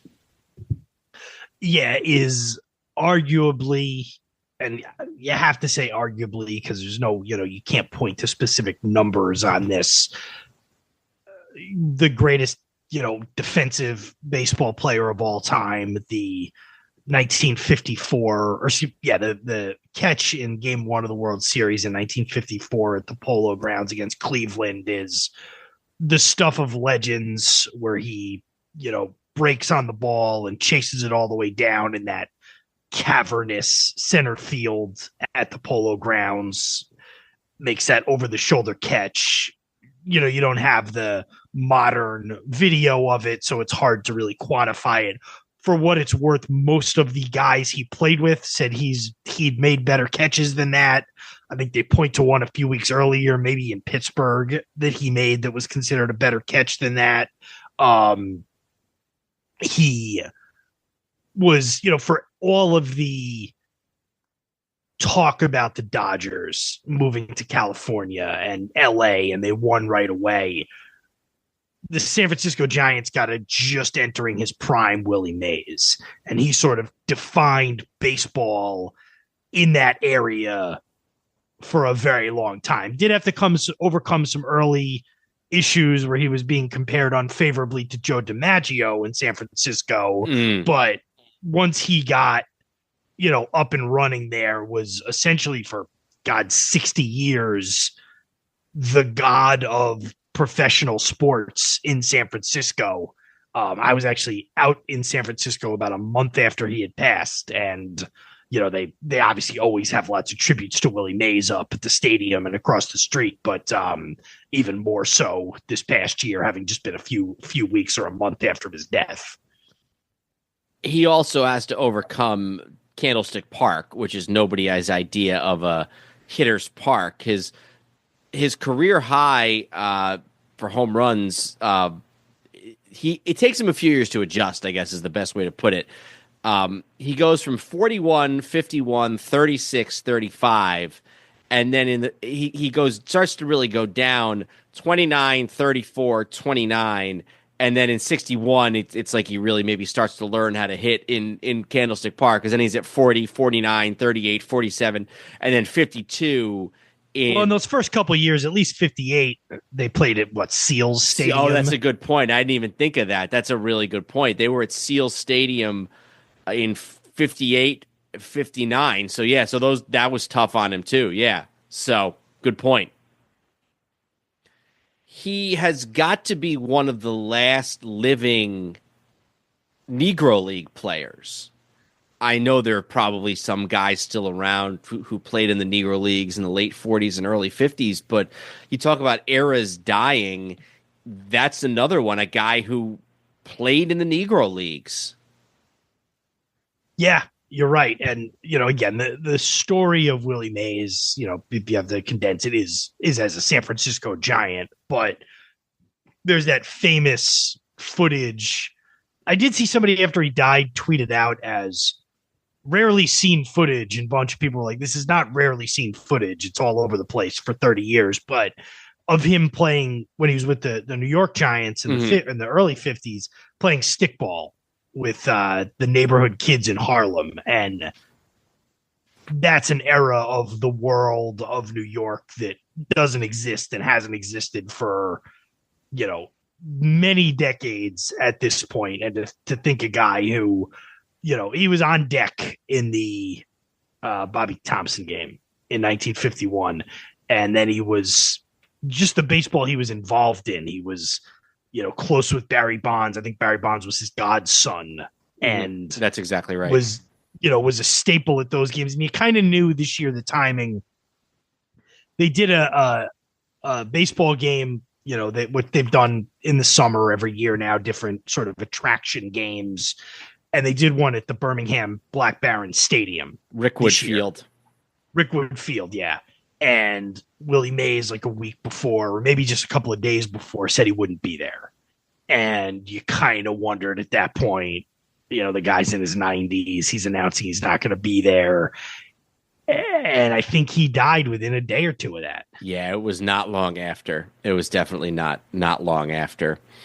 The Giants teams that he played on, they only made this. I'm talking about once they got to San Francisco, they only made the one World Series, but they were a good team. I think, throughout the early 60s, 61, they were 85 wins. 62, they were a 102-win team, and they lost in a 3-game playoff to the Dodgers. And I think that series actually ended on 62 was the year they made it. They beat the Dodgers in the 3-game playoff. Never mind. But then 64 and 90 wins, 65, 95 wins, 93 wins in 66, 91 wins in 67. None of those are a playoff year, but you figure if it was a different structure, he would have had playoff appearances basically throughout the 1960s. Yeah, they were always good. They were just never good enough to overcome, what it took to get into the playoffs in that era, and a lot of times having to deal with the Dodgers. I pulled it up here. This is the list of sort of the career leaders for WAR.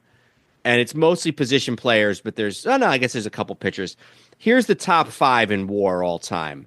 Babe Ruth, Walter Johnson, Cy Young, Barry Bonds, Willie Mays, and then after that, Ty Cobb, Hank Aaron, Roger Clemens. So not that it needs saying, but that is the level that Willie Mays is on. And, for my money, I don't know. The him and Ruth argument is one that is best saved for another time, but he is at worst the second best player in baseball history. Yes, and that spans, 150 years at this point. And if you were trying to diminish him as much as you credibly could, you would say he's the second best position player of all time. That's the lowest, most qualifiers you can give on Willie Mays, is if you separate pitchers from position players and you put Babe Ruth ahead of him, and that's it. Mm-hmm. All right, let's move on, and I think we're gonna talk about a teammate of Mays who died only about 10 years after him, and whose turn is it? 10 days rather. Whose turn is it? I believe it's mine. Go ahead. Orlando Cepeda, born in 1937, died on June 28th. Known as the Baby Bull, Cepeda began his career with the San Francisco Giants in 1958, where he won Rookie of the Year. He led the league in RBI and home runs in 1961 and helped lead the team to the World Series in 1962. Traded to the St. Louis Cardinals in 1966, he won NL MVP in 1967 and won the only world championship of his career. Cepeda was elected to the Baseball Hall of Fame in 1999. Very interesting that, one of the other great San Francisco Giants of the 1960s got his, passed away not long after Willie Mays. Cepeda and Willie McCovey were really basically kind of platooned at first base for a while, and it was kind of McCovey for a while who ended up being the odd man out. So he has some great years. 61, where hits 311, 46 home runs, and 142 RBIs. He finishes second in MVP voting to Frank Robinson. But first of all, he clashes with Alvin Dark, the manager, who unfortunately Dark clashes with a lot of the black and Latin American players. But there's issues with, who's going to play first, Cepeda or McCovey. This is, long before the DH comes to the National League. It's not even in the American League. Cepeda moves to the outfield to make room for McCovey, but that doesn't go so well with him. He struggles in the outfield, and then he gets traded to the Cardinals, and that ends up being one of the best things that can happen to him. He has some great years with the Cardinals. He wins an MVP award, 2 straight World Series appearances, a victory over the Red Sox in '67, and a very tough loss against Detroit in '68. So you remember him probably more as a Giant, but probably his most fulfilling years, both the MVP and the World Championship for Cepeda, are with St. Louis. He has an incredibly long career, too. He breaks into the league in 1958 at 20 years old, and he still plays a handful of games for the Kansas City Royals in 1974. He really bounces around late in his career, especially after he leaves St. Louis. A couple of years with Atlanta. He's on the A's for 3 games in 1972, the Red Sox in 73. But yeah, you mentioned he wins that MVP in 67, a couple of years after San Francisco was done with him, and he's on that Cardinal team that wins the World Series. And you're right. I more thought of him as, oh, he was a Giant most of his career, and then at the very end, he kind of kicked around a couple of different places. I didn't realize that he was on, he was an MVP on a world. How many guys have won MVPs on teams that have won championships that year? There's probably a good number of them, but they're also probably pretty, legendary names. Yeah, Willie Mays, Babe Ruth, Mickey Mantle, those types of guys. Yeah. So, he wins a bunch of. He was a Rookie of the Year in '58 when he came up, which was also the Giants' first year in San Francisco, and then was a perennial all-star through pretty much his whole time in San Francisco, and then they cast him off, or they trade him. I don't want to say cast him off, but his first full year with the Cardinals, he's the MVP. Still has the San Francisco Giants record for most RBIs in a season with 142 in that 1961. He was a unanimous Rookie of the Year selection in '58, and I believe it said here that he was also a unanimous. He's one of only two players, along with Albert Pujols, to win both Rookie of the Year and MVP unanimously, which is great. Obviously, a great achievement. Really, also along with his teammate Juan Marichal, one of the first great Latin American players in Major League Baseball history. Yeah, and that was one of the things he clashed with Alvin Dark on, was that Alvin Dark didn't want the Latin players speaking Spanish in the clubhouse. Yeah, no, that's a really good point. It's worth noting that the Giants, when they were owned by Horace Stoneham, they employed a guy who had been a player, a guy by the name of Alex Pompez, who was he was born in Key West, Florida, but his parents were Cuban immigrants, and he's in the Hall of Fame today. He was an owner. He was I believe he was a player for a time and a manager.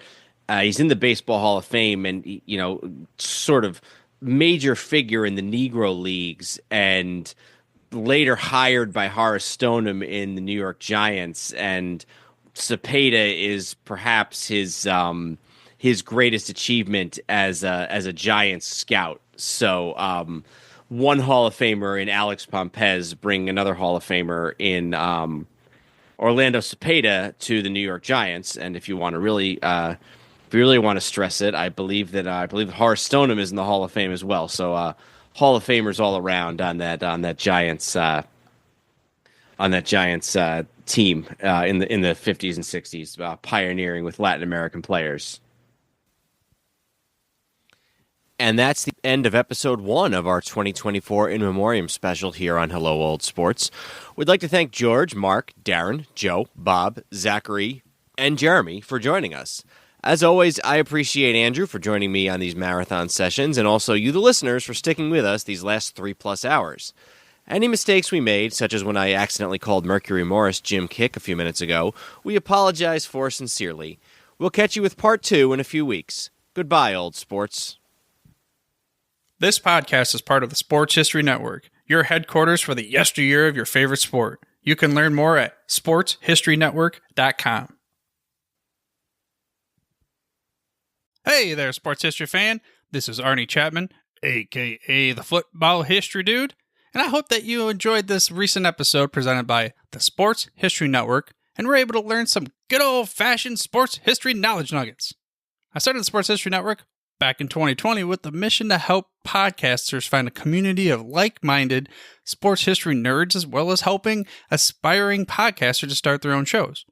We have a little bit over 30 shows on the network right now covering all sorts of sports history, but as far as I'm concerned, we're just at the toothpick in the ocean moment, that can't even figure it out because there's so much more coming. We wanted to create the ultimate headquarters for sports yesteryear, starting with Podcast Network and our website, but we're going to continue to move into other mediums as well. And here's the cool part, because we want you to be part of our team. So if you're interested in starting your own podcast, or maybe being a guest on one of our shows, or who knows, maybe even writing an article for us over on the website, seriously, all you got to do is reach out to us on the contact page over at sportshistorynetwork.com.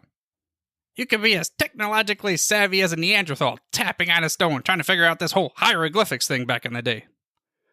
Again, it doesn't matter, because even if you don't understand the whole podcast space, we have a production team that can pretty much help you out with doing everything. All you got to do, head over to sportshistorynetwork.com, head to the contact page, fill it out. That message goes right to me, and I'll reach out to you as soon as I can. But for now, dude, I'm through if you're through.